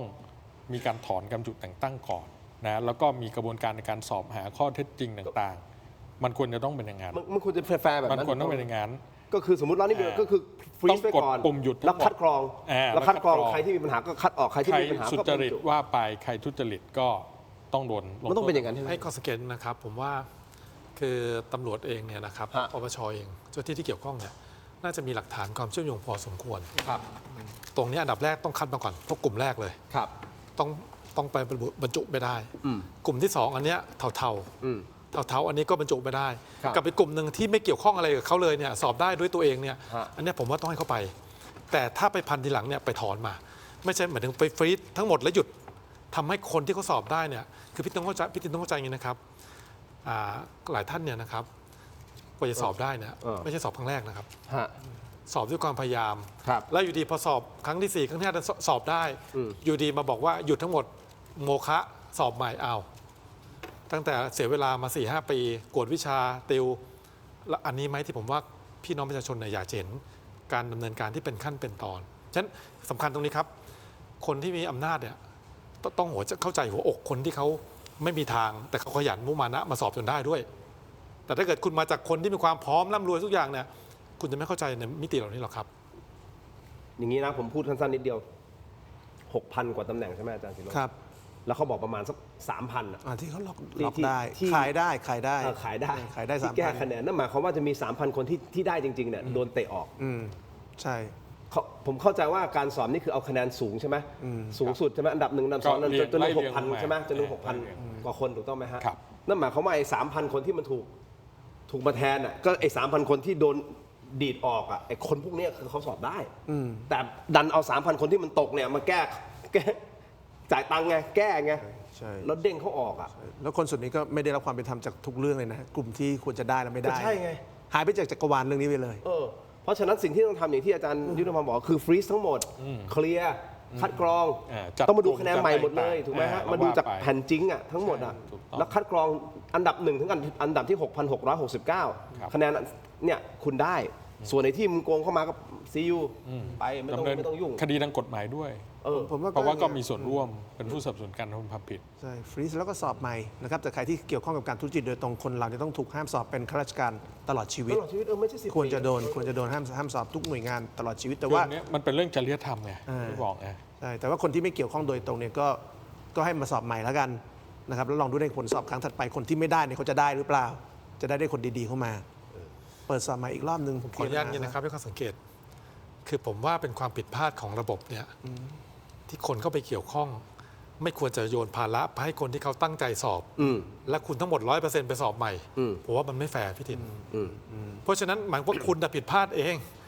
ผมมาตั้งใจอ่านหนังสือแล้วสมสอบได้แล้วประกาศมากลายเป็นผมต้องโดนยกเลิกไปทั้งหมดเลยเอาแล้วคุณมาคิดว่าเขาเสียเวลาในการอ่านหนังสือเป็นปีนะอย่างที่ผมเรียนไปบางครั้งเนี่ยสอบปีแรกไม่ได้ครั้งที่ 2 ครั้งที่ 3 ครั้งที่ 4ค่ากวดวิชาค่าเสียรายได้ต้องไปทำงานต้องมาอ่านหนังสือสอบดูแลครอบครัวอะไรต่างๆพวกนี้อันนี้ไหมที่คนเขาอยากเห็น ถ้าบอกว่าไปฟ้องศาลปกครองโทษได้นิดนึงผมถามว่ากี่ปีฮะกว่าศาลจะมีคำพิพากษาเนี่ยแล้วระหว่างนั้นนะเขาทำอะไรฮะอายุไปถึงบางทีไปแล้วหมดกำลังใจท้อแท้แล้วนะครับ ก็นี่แหละไอ้ 3,000 คนที่คุณไปแทนที่เขาอ่ะก็ตัดไอ้ 3,000 คนที่มันทุจริตออกไปแล้วคนที่ได้ก็ให้ตำแหน่งเขาไปเพราะเขาสอบได้นี่ใช่ไหมฮะว่ากันต่อไปคุณผู้ชมครับ แต่มันมีตัวละครลับที่ถูกจับตามากที่สุดครับก็คือนายพอพานซึ่งมีดีกรีเป็นถึงผู้อำนวยการกองระดับสูงในเทศบาลเมืองแห่งหนึ่งของจังหวัดเพชรบูรณ์ที่เขาถูกซัดทอดว่าเป็นคนจัดหาแบกเอกสารและซุกซ่อนกระดาษคำตอบจำนวนมากไว้ที่บ้านหลังนี้ฮะซึ่งบ้านหลังนี้เป็นบ้านของใครของนายพอพานคนนี้หรือเปล่า เดี๋ยววิเคราะห์กันต่อขออนุญาตนะครับขอมอบให้ก่อนเลยครับ ขอบคุณมากครับ ครับอาจารย์ยุทธพร ครับ อาจารย์ต้องครับ สวัสดีครับ ขอขอบคุณนะครับเม็ดอมซิงค์พลัสผลิตภัณฑ์ไมบาซินจากเกรเตอร์ฟาร์มามี 3 สูตรที่มีคุณประโยชน์จากวิตามินหลากหลายชนิดครับเม็ดอมซิงค์พลัสวิตามินซีและโคคิวเทนกลิ่นองุ่นมะนาวเม็ดอมซิงค์พลัสซูทีและบิวเบอรี่กลิ่นแบล็คเคอร์เรนต์เม็ดอมซิงค์พลัสเบต้ากลูแคนกลิ่นสตรอเบอรี่นะครับซิงค์มีส่วนช่วยในการทำหน้าที่ของระบบภูมิคุ้มกันและกระบวนการต่อต้านอนุมูลอิสระครับถ้าเจ็บคอไอหรืออยากเสริมภูมิคุ้มกันนะครับเลือกไมบาซินจากเกรเตอร์ฟาร์มาหาซื้อได้ที่ร้านสะดวกซื้อซุปเปอร์มาร์เก็ตและร้านขายยาทั่วประเทศไมบาซินจากเกรเตอร์ฟาร์มาก้าวสู่60 ปีอย่างมั่นคงและยั่งยืนนะครับขอบคุณไมบาซินนะครับที่อยู่เคียงข้างถกไม่เถียงนะครับขอบคุณมากๆนะครับต่อกันที่นี่ฮะนี่คือยาดมสมุนไพรตรามังกรทองจากอ้วยอันโอสถนะครับมอบให้ท่านนะครับขออนุญาตนะครับ ครับ ขออนุญาตนะครับอาจารย์โต้งด้วยนะครับแต่วันนี้ขอแนะนำยาน้ำแก้ร้อนในเขากุยจากอ้วยอันโอสถนะครับบรรเทาไข้ตัวร้อนทานได้ทั้งเด็กและผู้ใหญ่ครับมีจำหน่ายตามร้านขายยาทั่วประเทศอ่านคำเตือนในฉลากและเอกสารกำกับผลิตภัณฑ์ก่อนใช้ครับยาน้ำแก้ร้อนในเขากุยขอบคุณมากๆครับจากอ้วยอันโอสถนะที่อยู่เคียงข้างถกไม่เถียงขอบคุณมากๆครับ ขอบคุณมากครับต่อกันที่ผงปรุงรสรสหนึ่งนะครับมีให้เลือกหลากหลายรสชาติครับปรุงอร่อยแน่รสหนึ่งครับไม่ว่าจะเป็นรสไก่รสหมูรสเนื้อต้มผัดแกงทอดยำนะครับหอมอร่อยได้ทันใจต้องรสหนึ่งนัมเบอร์วันครับปรุงอร่อยแน่รสหนึ่งครับโปรโมชั่นพิเศษ1 แถม 1และโปรโมชั่นสุดคุ้มอีกมากมายหาซื้อได้แล้ววันนี้ที่ Shopee Lazada TikTok และ Gourmet Market รวมถึงฟู้ดแลนด์และซุปเปอร์มาร์เก็ตทั่วไปปรุงอร่อยแน่รสหนึ่งนะครับรสหนึ่งขอบคุณมากๆครับที่อยู่เคียงข้างถุงไม่เถียงและมอบรสหนึ่งให้ท่านละ1 ถุงวางนี้มาตรงนี้แหละอาจารย์ครับ ขออนุญาตนะครับ ขอบคุณครับ ขออนุญาตครับอาจารย์ครับ ครับ ขอบคุณมากๆครับขอขอบคุณนะครับน้ำปลาแท้ตราทิพรสนะครับน้ำปลาที่ทุกบ้านทุกร้านต้องมีนะครับกลิ่นหอมและรสชาติกลมกล่อมครับจะเหยาะจิ้มหรือปรุงรสแกงผัดทอดนะครับได้หลากหลายเมนูเข้าถึงรสชาติอาหารไทยที่คุ้นเคยด้วยกระบวนการผลิตที่มีคุณภาพได้มาตรฐานส่งออกไปจำหน่ายทั่วโลกเลยนะครับน้ำปลาแท้ตราทิพรสนะครับห หาซื้อได้ง่ายตามห้างสรรพสินค้าชั้นนำร้านสะดวกซื้อและร้านค้าทั่วไปนอกจากนี้ยังสามารถสั่งซื้อช่องทางออนไลน์ที่ Shopee Lazada Tops ออนไลน์และ Macro Pro นะครับมีจำหน่ายทั้งแบบขวดเดียวแบบแพ็คและยกลังนะครับแค่มีทิพรสก็อร่อยครบรสนะครับขอบคุณมากๆครับทิพรสขอบคุณมากๆครับคุณผู้ชมสำหรับสายช็อปออนไลน์นะครับคุณผู้ชมครับวันนี้โปรโมชั่นนะครับไทยช่วยไทยครับที่รวบรวมสินค้าดีสินค้าเด็ดนะฮะของผู้ประกอบการชุมชนผู้ประกอบการ SME ทั่วประเทศนะครับตอนนี้กรมพัฒนาธุรกิจการค้าจับมือกับ Thailand Postmart นะครับจัดแคมเปญกระตุ้นเศรษฐกิจแจกส่วนลดกันแบบจัดเต็มนะครับซื้อ200จ่ายแค่100เดียวที่ Thailand Postmart นะครับซื้อ200จ่ายแค่100เดียวเท่านั้นนะครับคุณผู้ชมครับใครที่เล็งของกินของใช้เด็ดๆไว้นะครับเข้าไปช็อปอุดหนุนที่ Thailand Postmart ได้กันนะครับนี่คือของคนไทยแพลตฟอร์มของคนไทยช่วยกันสนับสนุนนะครับอีคอมเมิร์ซของคนไทยแท้ๆและอยู่ภายใต้การดูแลของ Thailand Postmart ก็คือไปรษณีย์ไทยจัดส่งไปรษณีย์ไทยด้วยนะครับซื้อ200จ่ายแค่100เดียวนะครับรีบเข้าไปกดโค้ดสิทธิ์มีจำนวนจำกัดขอบคุณมากๆครับนี่คือโครงการดีๆนะครับเรามาช่วยกันหน่อยฮะไทยช่วยไทยเพิ่มรายได้ SME ไทยนะครับขอบคุณครับต่อกันที่นี่ครับคุณผู้ชมครับเพราะห้องน้ำที่ดีสะท้อนถึงภาพลักษณ์และรสนิยมที่ดีนะครับแอปซิโรโนผลิตภัณฑ์ดับกลิ่นโถปัสสาวะชายที่จะเปลี่ยนห้องน้ำของคุณให้หอมสะอาดมีระดับนะครับเหมาะอย่างยิ่งสำหรับโรงแรมร้านอาหารและทุกครัวเรือนครับมีให้เลือกใช้งานทั้งแบบแผ่นชีตแบบก้อนและแบบแขวนสำหรับสุภาพสตรีนะครับคุณผู้ชมครับเพราะฉะนั้นคุณผู้ชมสร้างความประทับใจด้วยความสะอาดและกลิ่นหอมเลือกกลิ่นที่ดีกว่าให้กับห้องน้ำนะครับด้วยแอปซิโรโนหาซื้อได้แล้ววันนี้ที่ Shopee Lazada TikTok และ thailandpostmart.com ร้าน Thai Detergent Shop นะครับขอบคุณมากๆครับแอปซิโรโนนะครับอันนี้มอบให้ท่านละ2ชิ้นนะครับจากแอปซิโรโน ขอบคุณมากครับ ขอบคุณครับอาจารย์ยุทธพร ขอบคุณครับนี่ถ้าแขกรับเชิญเป็นสุภาพสตรีเนี่ยใช้ยังไงเนี่ย มีแบบแขวนมีแบบแขวนนะครับขอบคุณมากๆครับ ไปไหนกันต่อดี หดหูใจ กับสิ่งที่มันเกิดขึ้นในประเทศไทย แต่มันก็ต้องเดินหน้าต่อนายพอพานถ้าพูดตรงๆนะฮะลำพังผอระดับท้องถิ่นเพียงคนเดียวจะมีอิทธิพลมากพอขนาดที่จะไปเจาะระบบเอาข้อสอบของคนทั้งประเทศที่สอบกันและเอามาทำขนาดนี้ได้หรอไม่ได้ใช่ไหมอาจารย์ คำถามเดียวจะทำจริงแค่ไหนฮะ มันต้องมีบิ๊กเนมใช่ไหม ขออนุญาตฝากเรียนถามไปยังท่านนายกครับ จะทำจริงแค่ไหน โอเคฝากไปถึงท่านนายกรัฐมนตรีท่านอนุทินชาญวีรกูลนะฮะ ครับ ว่าท่านจะเอาจริงเรื่องนี้แค่ไหน ครับ ในการค้นหาความจริง ครับ สุดท้ายอาจารย์ศิโรจน์จะจบอยู่แค่คนเดียวหรือเปล่าท่านอธิบดี ผมกลัวว่าจะเป็นอย่างนั้น ถ้าดูจากบทเรียนตอนโกงสอบโรงเรียนในอำเภอมันเป็นแบบนั้นนะครับ ก็รอบที่แล้วมันเป็นอย่างนั้นนะครับ วันนี้เนี่ยกระทรวงมหาดไทยมีความตื่นเต้นเยอะจริงๆนะต้องบอกว่าเป็นกระทรวงที่มีความตื่นเต้นเยอะตั้งแต่เรื่องที่ภูเก็ตมาละนะครับตอนนี้ภูเก็ตเซตซีโร่ไปแล้วแต่หลังเซตซีโร่ถ้าไม่ล้างบ้านไม่มีประโยชน์เดี๋ยวทุกอย่างก็กลับมาใหม่ต้องทำตรงนั้นให้จริงจังวันนี้มายก2นะส่งเสริมการปกครองส่วนท้องถิ่น ครับ นะคราวนี้จะล้างบ้านกันอย่างจริงจังไหมนะแล้วตรงนี้ถ้าทำได้เนี่ยนะครับเรื่องกระบวนการในการสอบเนี่ยออกแบบพัฒนาวิธีต่างๆเนี่ยอนาคตเป็นมหาดไทยโมเดลอาจจะถูกเอาไปใช้ในการสอบรับราชการหน่วยงานอื่นๆด้วยผมเสนอนะครับอันหนึ่งไม่ได้บอกว่าจะทำแล้วก็โปร่งใสได้ 100% นะมันไม่มีอะไร 100% แต่จะพอช่วยแก้ปัญหานี้ได้สอบแบบ walk-in exam ครับ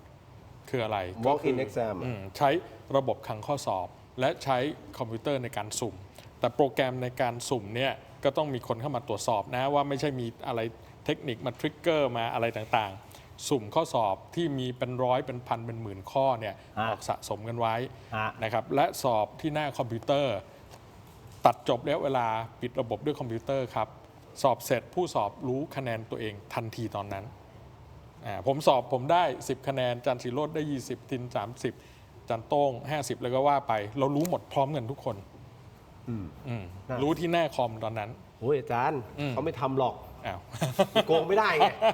โกงยากเลย เนี่ยคือระบบ walk-in exam แต่วิธีดีที่สุด หลายมหาวิทยาลัย โกง ใช้ ยากหรือเปล่า มหาวิทยาลัยผมใช้แล้วนะ สุโขทัยธรรมธิราช ใช่ครับ ลองดูนะคุณผู้ชมครับอย่างนี้ครับล่าสุดโลกออนไลน์มีการแชร์ภาพที่ถูกอ้างว่าเกี่ยวข้องกับการโกงข้อสอบข้าราชการท้องถิ่น จังหวัดกระบี่จากผู้ที่สอบได้คะแนนระดับสูงในการสอบครั้งดังกล่าวนะครับประเด็นดังกล่าวถูกเผยแพร่ผ่าน Facebook ชื่อคุณชาญศิลป์นะฮะหลังจากเจ้าหน้าที่เข้าตรวจค้นบ้านพักในคดีทุจริตสอบท้องถิ่นนะครับมีภาพเอกสารที่คล้ายใบประจำตัวสอบหรือเอกสารเกี่ยวกับการสอบปรากฏอยู่ภายในบ้านซึ่งเมื่อนำเลขประจำตัวสอบที่เห็นในภาพไปตรวจสอบพบว่าตรงกับรายชื่อผู้ที่สอบได้อันดับหนึ่งตำแหน่งนักวิชาการตรวจสอบภายในจังหวัดกระบี่จนทำให้เกิดกระแสวิพากษ์วิจารณ์ในโลกออนไลน์เป็นอย่างมากตอนนี้นะครับเพจสำนักงานองค์กรส่วนท้องถิ่นในหลายๆที่คุณผู้ชมครับกำลังถูกจับโป๊ะหนักมากนะครับเพราะเวลาข้าราชการพวกนี้เวลาผมพูดถึงพวกนี้ผมไม่ได้พูดถึงพวกที่สอบแบบสุจริตนะครับผมกำลังจะพูดถึงทุจริตนะครับและผมไม่รู้คนนี้ทุจริตหรือไม่นะครับแต่คนที่ทุจริตเนี่ยพอสอบก็จะโพสต์ ใช่ไหมฮะแล้วก็แบบโอ้โหแสดงความภูมิใจว่าสอบได้อันดับที่1สูงมันก็ทำให้เราคิดเหมือนกันว่ามึงสอบมาหรือมึงโกงมาวะเนี่ยหรือจ่ายตังค์มาวะ ไอ้วัฒนธรรมโพสต์ป้ายแสดงความยินดีเนี่ยผมตั้งคำถามมาตลอดนะ ว่ามันจะมีไปเพื่ออะไรอะแล้วไอ้สิ่งเหล่านี้มันสร้างค่านิยมนะเนี่ยให้คนอยากมียศถาบรรดาศักดิ์อยากมีตำแหน่งอยากมีอะไรต่ออะไรต่างๆแล้วก็สุดท้ายก็นี่แหละฮะยอมใช้เงินแลก อย่างนี้คุณผู้ชมหลังจากที่มีกระแสข่าวพาดพิงถึงข้าราชการที่บรรจุใหม่ในตำแหน่งวิชาการตรวจสอบภายในอบต.อยู่ที่อำเภออะไรนะอำเภอเหนือคลองจังหวัดกระบี่นี่เหรออบต.คลองกระเม่าเหรอใช่ไหมเขาบอกว่าอาจจะมีรายชื่อพัวพันกับขบวนการทุจริตสอบท้องถิ่นหรือเปล่าทางอบต.นะครับก็ได้ออกมาประกาศชี้แจงโดยใจความสำคัญคือการชี้แจงว่ากระบวนการสอบจัดลำดับบัญชีทั้งหมดเป็นอำนาจเบ็ดเสร็จของคณะกรรมการกลางนะครับและกรมส่งเสริมการปกครองท้องถิ่นส่วนทางอบต.เป็นเพียงปลายทางที่มีหน้าที่รับคนมารายงานตัวตามรายชื่อที่ส่วนกลางส่งมาให้เท่านั้นไม่มีอำนาจก้าวก่ายหรือแทรกแซงใดๆทั้งสิ้นพร้อมยืนยันว่าหากผลการตรวจสอบพบความผิดจริงอบต.ก็พร้อมดำเนินการตามกฎหมายและทางวินัยทันทีเลยนะครับที่มีหนังสือสั่งการมาอย่างเป็นทางการจากส่วนกลางครับเราไม่ได้บอกว่าทางอบต.ผิดนะเรากำลังจะบอกไอ้คนเนี้ยถูกสงสัยว่าโกงไปหรือเปล่าถึงได้ไปอยู่ตรงนี้เท่านั้นเองครับชัดเจนคุณผู้ชมมาดูกันหน่อยนะครับบทคุณเชื่อมั่นการสอบเข้ารับราชการไทยยุคนี้แค่ไหนเชื่อมั่นมากยังมีเชื่อมั่นมากอยู่นะครับ 3% เราต้องมีความเชื่อมั่นครับเชื่อมั่นบางส่วนอยู่ที่ 6% ครับไม่ค่อยเชื่อมั่น 17% ไม่เชื่อมั่นเลย74นั่นหมายความว่าถ้าเอา17บวก74 91ที่ไม่เชื่อจะไม่เชื่อมั่นมากมาในโทนที่ไม่เชื่อมั่นมาในโทนที่ไม่เชื่อมั่น This is Thailand นี่คือประเทศไทยมันไม่ควรจะเป็นแบบนี้ครับแต่มันเป็นแล้วก็ต้องพูดกันจนมันเลิกเป็นนะครับมันก็เป็นการยันกันระหว่างประชาชนที่รักประเทศกับคนที่ไม่รักประเทศแต่มาทำร้ายประเทศเราใช่ไหมเพียงแต่ไม่น่าเจ็บใจว่าวันนี้คนที่มาทำร้ายประเทศเราคือคนที่ควรจะปกป้องประเทศเราคนที่เป็นข้าราชการเนี่ยนะครับข้าราชการทุกคนอ้างว่าเป็นข้าราชการเพื่อปกป้องผลประโยชน์ของประชาชนไงแต่วันนี้มันมีคนที่ไม่ได้เป็นเพื่อปกป้องผลประโยชน์ประชาชนแล้วมันประเจิดประเจ้อมันโจงครึ่มมันไม่มีความอายกันแล้วนี่คนโหวตมาประมาณ 4,000 กว่าเกือบ 5,000 ครับที่ดูรายการอยู่นะครับผู้ชมมันสะท้อนเห็นว่าปัญหาทุจริตคอร์รัปชันในประเทศไทยเนี่ยเป็นเรื่องที่ร้ายแรงมากแล้วมันเริ่มตั้งแต่ต้นทางคือการคัดสรรคนเข้าสู่ระบบราชการไอ้กลางทางปลายทางไม่ต้องพูดแล้วคนพูดเยอะแล้วอาจารย์โต้งครับเราคุยเรื่องพวกทุจริตเยอะเนาะครับโดยเฉพาะในวงการข้าราชการตำรวจนะที่อาจารย์เคยตั้งคำถามอันนี้ก็ไม่ได้ประหลาดใจเนาะแต่ว่าถูกเปิดเผยขึ้นก็ต้องเรียนว่าคำถามสำคัญนะครับพี่ทินว่ายังมีในหน่วยงานราชการอื่นอีกหรือไม่ที่ยังตรวจสอบไม่พบหรือไม่มีการตรวจสอบอย่างจริงจังนะครับขอบคุณมากๆครับอาจารย์ทั้ง3ท่านผมขออนุญาตยกยอดทีมงานฮะคุณป้อมพาวุฒิคุณป้อมพาวุฒินิดเดียวได้ไหมไม่นิดเดียวได้ไหมนิดเดียวจำไม่ทันแล้ว อาจารย์ต้องไปแล้วใช่ไหม ใช่ ผมขอยกยอดไว้พรุ่งนี้ได้ไหมเดี๋ยวขอให้เวลาเต็มๆพอดีวันนี้เรื่องใหญ่นะไอ้สอบเนี่ยนะครับโอเคอ๋อให้อาจารย์ศิโรจน์ไปก่อนใช่ไหมอาจารย์ศิโรจน์ครับ อ้าวโอเคครับ2 คนนี้อยู่ต่อใช่ไหมครับ เดี๋ยวนิดเดียว สวัสดีครับ โอเค สวัสดีครับ โอเคครับสวัสดี คุยเรื่อง ครับโอเคครับ เราให้คุยเรื่องคุณป้อมพาวุฒิตรงนี้เลยเหรอจบเลยพรุ่งนี้ก็ได้มั้งอ๋อพรุ่งนี้อ๋อ โอเค อ๋อโอเค โอเคงั้นเดี๋ยวผมขอตัวก่อนโอเคครับสวัสดีครับสวัสดีค คุ รับ ณผู้ชมขออนุญาตขอบคุณอาจารย์ศิโรจน์นะครับครับผมแต่ขออนุญาตนิดเดียวสั้นๆนิดเดียวครับนิดเดียวเราไม่ได้ทำรายการยาวมาพักใหญ่แล้วขอไปประเด็นนี้นิดนึงนะฮะคุณผู้ชมครับ กรณีของคุณป้อมพาวุฒินะฮะอันนี้อาจารย์ยุทธพรอาจจะให้ความเข็นตรงนี้ได้นะครับ ครับ ก็กลายเป็นว่าเป็นประเด็นร้อนแรงขึ้นมา เมื่อวานนี้คุณไหมสิริกัญญาตันสกุลรองหัวหน้าพรรคประชาชนออกมารับหน้าแทน แล้วก็ให้สัมภาษณ์ยอมรับว่าน่ากังวลใจ ครับ เนื่องจากพยานหลักฐานต่างๆ เริ่มมีน้ำหนักขึ้นเรื่อยๆ และได้ส่งสัญญาณเรียกร้องให้คุณป้อมพาวุฒิออกมาชี้แจงข้อเท็จจริงบ้าง เท่าที่จะทำได้โดยไม่กระทบต่อรูปคดีถูกต้องไหมครับ นอกจากนี้นะครับเมื่อเช้าในรายการคุณดนัยนะฮะพี่หมาแก่ของเรา เริ่มมีกระแสข่าวลือสะพัดหนาหูขึ้นเรื่อยๆว่าแกนนำพรรคฝ่ายค้านได้ส่งสัญญาณสะกิดให้คุณป้อมพาวุฒิพิจารณาไขก๊อกหรือสละเอกสิทธิ์สสบัญชีรายชื่อและลาออกจากสมาชิกพรรคเพื่อเป็นการเซฟพรรคภาพรวมนะครับไม่ให้ได้รับความเสียหายมากไปกว่านี้ และออกไปต่อสู้คดีเพื่อพิสูจน์ความบริสุทธิ์ของตนเองในฐานะเอกชนอย่างเต็มที่ไม่รู้จริงเท็จประการใดแค่ไหนอย่างไรนะครับอาจารย์ยุทธพรฮะคุณไหมสิริกัญญาต้องออกมากดดันให้ผมป้อมพูดอย่างนี้เลยอะ ครับ แทนที่เขาจะคุยกันเองก็ลือว่าเฮ้ยข้างในอาจจะมีไม่ลงรอยอะไรกันหรือเปล่า ครับ หรือ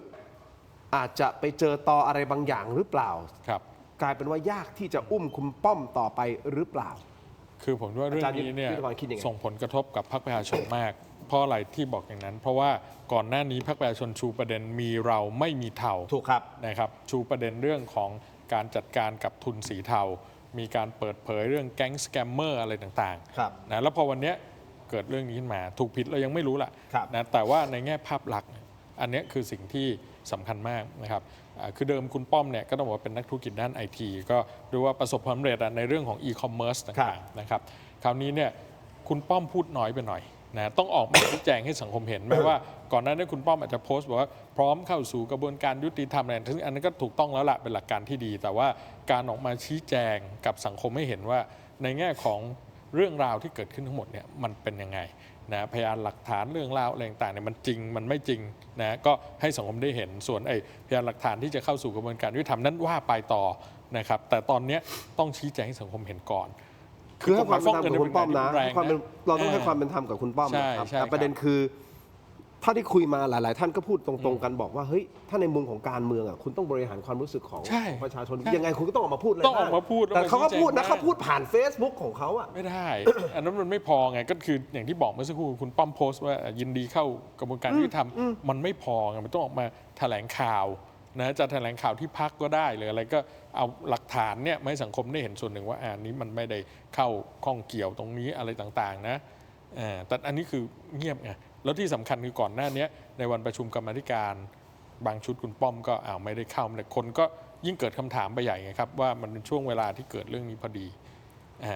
เนี่ยก็คือสิ่งที่คุณป้อมต้องออกมาพูดให้มากกว่านี้มาชี้แจงนำเสนอข้อมูลข้อเท็จจริงให้สังคมเห็นมากกว่านี้แต่อาจจะถูกทนาย ครับ หรือใครที่เป็นกุญซือใช่ไหมฮะเดี๋ยวจะถามอาจารย์โต้งต่อในมุมนักอาชญาวิทยาเปิดเผยเท่าที่ได้ไงฮะทนายก็ดีหรือกุญซือทีมกฎหมายอะไรก็ดีก็เปิดเผยเท่าที่ได้ไง ผมไม่จำเป็นนะผมก็ไปคุยกับ DSI เพราะDSI สงสัยผมก็ไปคุยกับ DSI ผมไม่จำเป็นต้องมาแถลง อย่า ข่าว ลืม แถลงทำไม วันนี้คุณป้อมสวมหมวก2ใบนะถ้าสมัยคุณป้อมเป็นนักธุรกิจนะไม่เป็นไรแต่วันนี้คุณป้อมเป็นบุคคลสาธารณะและอยู่ในตำแหน่งสาธารณะนะครับคือตำแหน่งทางการเมืองนะเพราะนั้นก็ต้องมีการเคลียร์ให้สังคมเห็นระดับหนึ่งไม่ได้บอกว่าต้องออกมาทุกอย่างเพราะบางอย่างมันก็เป็นพยานหลักฐานที่ต้องไปใช้ในกระบวนการยุติธรรมเป็นเรื่องที่ไม่อาจเปิดเผยได้เดี๋ยวกระทบรูปคดีก็เอาเท่าที่ได้ทนายก็มีในที่ปรึกษาทีมกฎหมายก็มีเขาก็แนะนำได้ครับอะไรแค่ไหนเพียงใดอาจารย์ต้องมองไงครับในฐานะนักอาชญาวิทยาแล้วก็มองคุณป้อมกับการเก็บตัวเงียบแล้วก็ยินดีที่จะเข้าสู่กระบวนการก็คือหมายถึงว่าเข้าไปให้ข้อมูลกับ DSI ซึ่งมันก็เป็นสิทธิ์ของเขาถูกต้องไหมเขาไม่จำเป็นต้องพูดแต่แน่นอนละในมุมทางการเมืองคนก็บอกเฮ้ยมันบริสุทธิ์มึงใส่ถึงออกมาพูดหน่อยสิวะแม้แต่คนในพรรคยังบอกเลยอะรองหัวหน้าพรรคยังบอกเลยเฮ้ยคุณต้องออกมาพูดบ้าง ครับ อาจารย์มองไงครับ คือในประเด็นแรกก่อนว่าเราดูที่มานะครับที่มาคือการสืบสวนสอบสวนของDSI หรือกรมสอบสวนคดีพิเศษและตำรวจได้ร่วมกันทำการตรวจสอบครับเราพบว่ามีความเชื่อมโยงจริงอันเป็นประเด็นแรกก่อนนะครับฉะนั้นตอนนี้เป็นประเด็นสำคัญอยู่ตรงที่ข้อมูลพยานหลักฐานที่ตำรวจเขามีนะเขามีอยู่แล้ว2คือคนที่ถูกตั้งข้อสงสัยเนี่ยพอดีท่านเป็นสสด้วยแล้วก็เป็นคนมาพักอยู่ในพักที่ต่อต้านเรื่องการทำสิ่งที่ไม่ถูกต้องเรื่องสีเทาอะไรก็ตามเนี่ยก็จึงประเด็นว่าน่าจะต้องมีการสื่อสารแล้วแหละหมายความว่าสิ่งที่โดนตั้งข้อสงสัยตั้งข้อสังเกตจากเจ้าที่รัฐที่เขาทำงานเนี่ยนะครับเป็นไปตามนั้นหรือไม่ถึงแม้อาจจะมีการตั้งข้อสังเกตได้ว่าเป็นเพราะว่าเขาเนี่ยมีการมาเปิดโปงเรื่องโครงการหนึ่งไหมจึงทำให้โดนไปตรวจสอบเรื่องนี้อันนั้นก็เป็นอีกประเด็นหนึ่งนะครับ3คือปฏิเสธไม่ได้ว่าอันนี้การที่นิ่งเฉยแล้วไม่พูดอะไรเลยเนี่ยย่อมส่งผลกระทบต่อภาพลักษณ์ของพรรคก็จะเป็นที่มาว่าทำไมรองหัวหน้าพรรคเนี่ยจะเป็นการส่งสัญญาณว่าทำไมเงียบต้องออกมาพูดอะไรบ้างเป็นเรื่องธรรมดาแต่อะไรก็ตามต้องเรียนว่าในแต่ละกรณีแต่ละคนนะครับจะมีวิธีในการบริหารจัดการสถานการณ์วิกฤตที่แตกต่างกันเช่นบางคนเลือกที่จะสื่อสารถูกบางคนเลือกที่จะเงียบไม่พูดบางคนเลือกที่จะนำเสนอข้อมูลอยู่บางส่วนอะไรเงี้ยก็แล้วแต่ว่าท่านนั้นเนี่ยมีวิธีการบริหารจัดการเรื่องสถานการณ์วิกฤตอย่างไรแต่แน่นอนถ้าเกิดมีการสื่อสารผมว่าก็จะทำให้สังคมเนี่ยคลายความสงสัยชัดเจนขึ้นเช่นผมไม่ได้เกี่ยวข้องอันนี้คือที่มาการโอนเงินอย่างไรกี่ครั้งเงินมาจากไหนอะไรไงนะครับคุณผู้ชมครับคุณเรืองไกรลีกิจวัฒนะนำหลักฐานไปยื่นนะฮะร้องต่อกกต.เพื่อขอให้ส่งศาลรัฐธรรมนูญสั่งยุบพรรคประชาชนนะครับซึ่งคุณเรืองไกรเหตุที่คุณเรืองไกรไปร้องนะครับนี่คือเขาบอกอ้างอิงจากข้อมูลเงินบริจาคของพรรคที่พบว่าบริษัท Pay Solution ซึ่งเป็นหนึ่งในบริษัท Payment Gateway ที่อยู่ในผังคดีของ DSI เนี่ยเคยบริจาคเงินให้กับพรรคจำนวน 91,521 บาทตัวคุณป้อมเองก็เคยบริจาคเงินให้กับพรรคจำนวน 10,000 บาทก่อนที่จะเข้ามาเป็นสสคุณเรืองไกรตั้งข้อสงสัยว่าเงินเหล่านี้อาจจะมีส่วนปนเปื้อนมาจากธุรกรรมที่ผิดกฎหมาย Forex นี่แหละครับจึงขอให้ตรวจสอบว่าเข้าข่ายผิดพรบพรรคการเมืองหรือไม่นี่คือคุณเรืองไกรร้องแบบนี้นะครับแล้วมันบานปลายไปกว่านั้นมัดตัวแน่นขึ้นเมื่อมีการไปพบภาพใน Facebook ของ CEO สาวก็คือบริษัท Forex แห่งนี้นะครับที่โพสต์ไว้ตั้งแต่ปลายปี 2566 โดยถ่ายรูปร่วมกันกับคุณป้อมพร้อมกับแคปชั่นทำนองว่าพี่ป้อมพาวุฒิมาด้วยฉันตื่นเต้นมากนะถามพี่ป้อมว่าเห็นยอดหนูใช่ไหมคะฮ่าฮ่าฮ่าเห็นครับโตขึ้นทุกวันเลยเนี่ยฮะอันนี้มันเป็นหลักฐานหรือเปล่าผมไม่รู้แต่ล่าสุดคุณป้อมออกมาเคลื่อนไหวผ่าน Facebook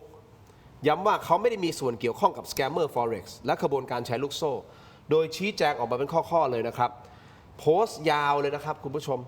แต่น้องโซจูทีมงานของผมครับนักแกะ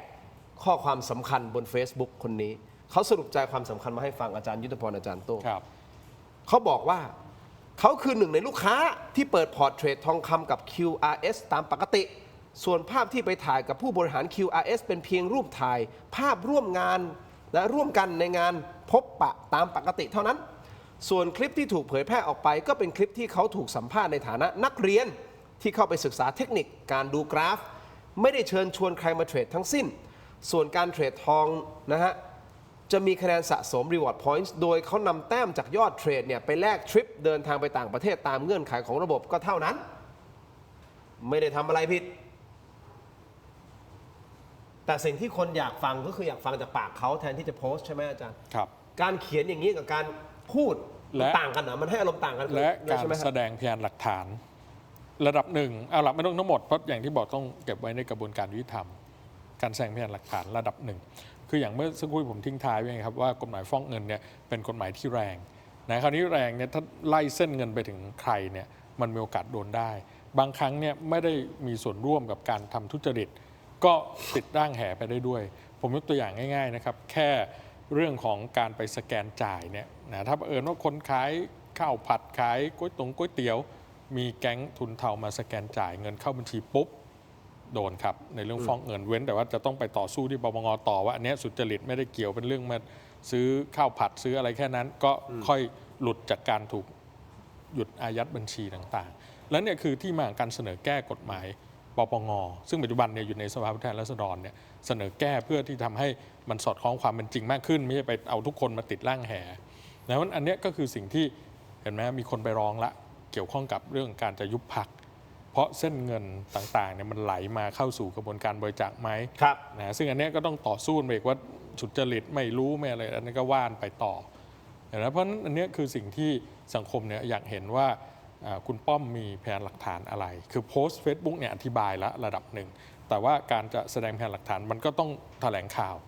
แต่สุดท้ายคือมันก็เป็นสิทธิ์ของเขาในการแต่พยานหลักฐาน แน่นอน ผมก็ไปให้ที่ DSI สิครับนั่นคือหน่วยงานที่เกี่ยวข้อง ก็ที่ผมบอกวันนี้คุณป้อมสวมหมวก2 ใบไงใบหนึ่งประชาชนทั่วไปสิทธิ์ของเขาเลยครับเขาจะไม่แถลงไม่พูดไม่อะไรสิทธิ์ของเขาไปให้การกับพนักงานสอบสวน DSI ได้ไม่ได้เป็นปัญหาอะไรเลยแต่ใบคุณป้อมสวมหมวกสมาชิกสภาผู้แทนราษฎรซึ่งเป็นตำแหน่งสาธารณะ โอเค ครับ แต่การที่เขาไม่ออกมาพูดอาจารย์โต้งแล้วเขียนโพสต์สิ่งนี้แล้วก็ไปชี้แจง DSI มันเป็นสิทธิ์ที่เขาทำได้ถูกต้องไหมครับแต่มันก็ไม่ได้ทำให้ความน่าเชื่อถือของเขาลดลงแล้ว ก็คือหลักๆนี้นะครับประเด็นแรกเนี่ยเขาสามารถทำได้อยู่แล้วคนเราสามารถจะสื่อสารด้วยวิธีการอย่างไรก็ได้ ครับ สองคือพอดีบังเอิญเป็นพรรคอยู่ในสังกัดพรรค ครับ นักการเมืองต้องมีพรรคใช่ไหมครับ ครั ก็ บ คือต้องอยู่ในพรรคดันอยู่ในพรรคที่ยืนหยัด ครับ ต่อสู้เรื่องสิ่งที่ไม่ถูกต้อง ครับ ฉะนั้นจึงอาจตั้งคำถามได้ว่าทำไมคุณไม่ชี้แจง ครับ สามคือสิ่งที่เจ้าที่เขามีการนำเสนอเนี่ย ครับ มีพยานหลักฐานเนี่ยเพื่อให้คลายข้อสงสัยของพี่น้องประชาชน ครับ เพราะว่าคุณเป็นตัวแทนของประชาชนไง ครับ เพื่อทำหน้าที่แทนพี่น้องประชาชนก็ต้องเอาอธิบาย ว่าสิ่งที่เจ้าที่เนี่ยพูดเนี่ยไม่ใช่อย่างไร1 2 3 4เพราะอะไรครับ กว่าจะไปชี้แจงดีไซน์แบบไม่ได้ให้การผ่านสื่อสารมวลชนเนี่ยนะครับหรือสาธารณะออกมาเนี่ยกว่าจะรอศาลพิพากษาในกระบวนการเหล่านี้ โอเค ใช้เวลาเป็นปี ครับ นะครับสุดท้ายคือส่งผลกระทบต่อภาพลักษณ์ของพรรคแน่นอนนะครับ ตัดภาพนะฮะเพราะมีคนคุยกับผมเรื่องนี้เหมือนกันแล้วก็บอกเฮ้ยลองคิดดูนะถ้าสมมติไม่ใช่คุณป้อมพาวุฒิจากพรรคเนี่ยสมมติเป็นคนของรัฐบาลล่ะจะเกิดอะไรขึ้นจะโดนขยี้เหมือนกันเนื่องจากว่าเขาก็ต้องมาเรียกร้องให้คุณต้องออกมาชี้แจงหนึ่งก็มาชี้แจง อันนั้นยิ่งต้องหนักกว่าอีก อ่า เพราะอยู่ในรัฐบาล ถูก อันนั้นยิ่งต้องหนักกว่าอีกเพราะอยู่ในรัฐบาลถือว่าอยู่ใน ถูก อำนาจรัฐโดยตรงเลย ครับ นะครับแม้ว่าจะบอกว่าสสก็อยู่ในอำนาจรัฐแต่ว่ารัฐบาลเนี่ยอยู่ในอำนาจรัฐมากกว่า ครับ นะเลยลืมว่ากระบวนการในการสืบสวนสอบสวนในชั้นพนักงานสอบสวนเนี่ยมันก็ยังอยู่ภายใต้อำนาจของฝ่ายบริหารเนี่ย ครับ ยิ่งต้องถูกกดดันให้ออกมาชี้แจงมากกว่าด้วยซ้ำไป ครับ ถ้าเป็นคนรัฐบาลนะ คุณผู้ชมครับมีข้อมูลเพิ่มเติมจริงๆ ผมเห็นนี่มีคุณผู้ชมคนมีท่านหนึ่งนะครับที่โพสต์ข้อความนี้มาก่อนหน้านี้ประมาณสัก10 กว่านาทีที่แล้วนะครับ แต่ว่าทีมงานของผมก็ยืนยันกลับมานะครับ บุกยิงนายหน้าสอบท้องถิ่น จ่าย 350,000แต่ไร้ชื่อ ทวงเงินคืนไม่ให้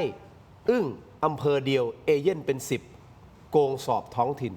มติชนออนไลน์นะครับขอบคุณมติชนออนไลน์ที่รายงาน มันเริ่มบานปลาย ข แล้ว ยาย นะครับ ผลไปเรื่อยๆ มันเริ่มบานปลายนะ ครั ฮะ บ เริ่มยิงกันแล้วนะฮะ มันเริ่มยิงกันแล้วนะครับคุณผู้ชมครับ ทางสื่อรายงานเพิ่มเติมว่าในพื้นที่จังหวัดพัทลุงนะฮะมีกระบวนการเรียกรับเงินจากผู้เข้าสอบผ่านนายหน้าคนละ 650,000 โดยต้องจ่ายก่อนครึ่งหนึ่งซึ่งกลุ่มนายหน้าในพื้นที่มีทั้งเจ้าหน้าที่ฝ่ายปกครองข้าราชการครู นายกเทศบาลนายช่างอบจและสทรวมแล้วกว่า 50 คน ที่คอยเก็บเงินส่งต่อภาคกลางฮะอย่างไรก็ตามหลายคนจ่ายเงินไปแล้ว แต่ผลที่ออกมากลับไม่มีรายชื่อทำให้มีการทวงคืนจากนายหน้าในพื้นที่บางคนขอคืนเงิน 350,000 บาทนะครับจนกระทั่งล่าสุดเกิดเหตุคนร้ายใช้วุธปืนยิงใส่บ้านของประธานสภาเทศบาลตำบลรายหนึ่งในอำเภอศรีนครินทร์เนื่องจากไม่ยอมคืนเงินให้กับผู้เสียหาย แม้ว่าเหตุการณ์ยิงบ้านดังกล่าวจะมีการปิดข่าวเงียบแต่ชาวบ้านในพื้นที่ยืนยันว่าเป็นเรื่องจริง และระบุว่าประธานสภาคนนี้ทำหน้าที่เป็นนายหน้าเก็บเงินจริง ทางด้านมารดาของประธานสภาเทศบาลวัย 76 ปีออกมาปฏิเสธแทนลูกชาย โดยระบุว่าไม่เชื่อว่าลูกจะเป็นนายหน้าเพราะปัจจุบันก็ไม่ได้มีฐานะร่ำรวยอะไรนะครับโอ้นี่ต้องเดือดร้อนคุณแม่ออกมาอธิบายแทนเลยนะ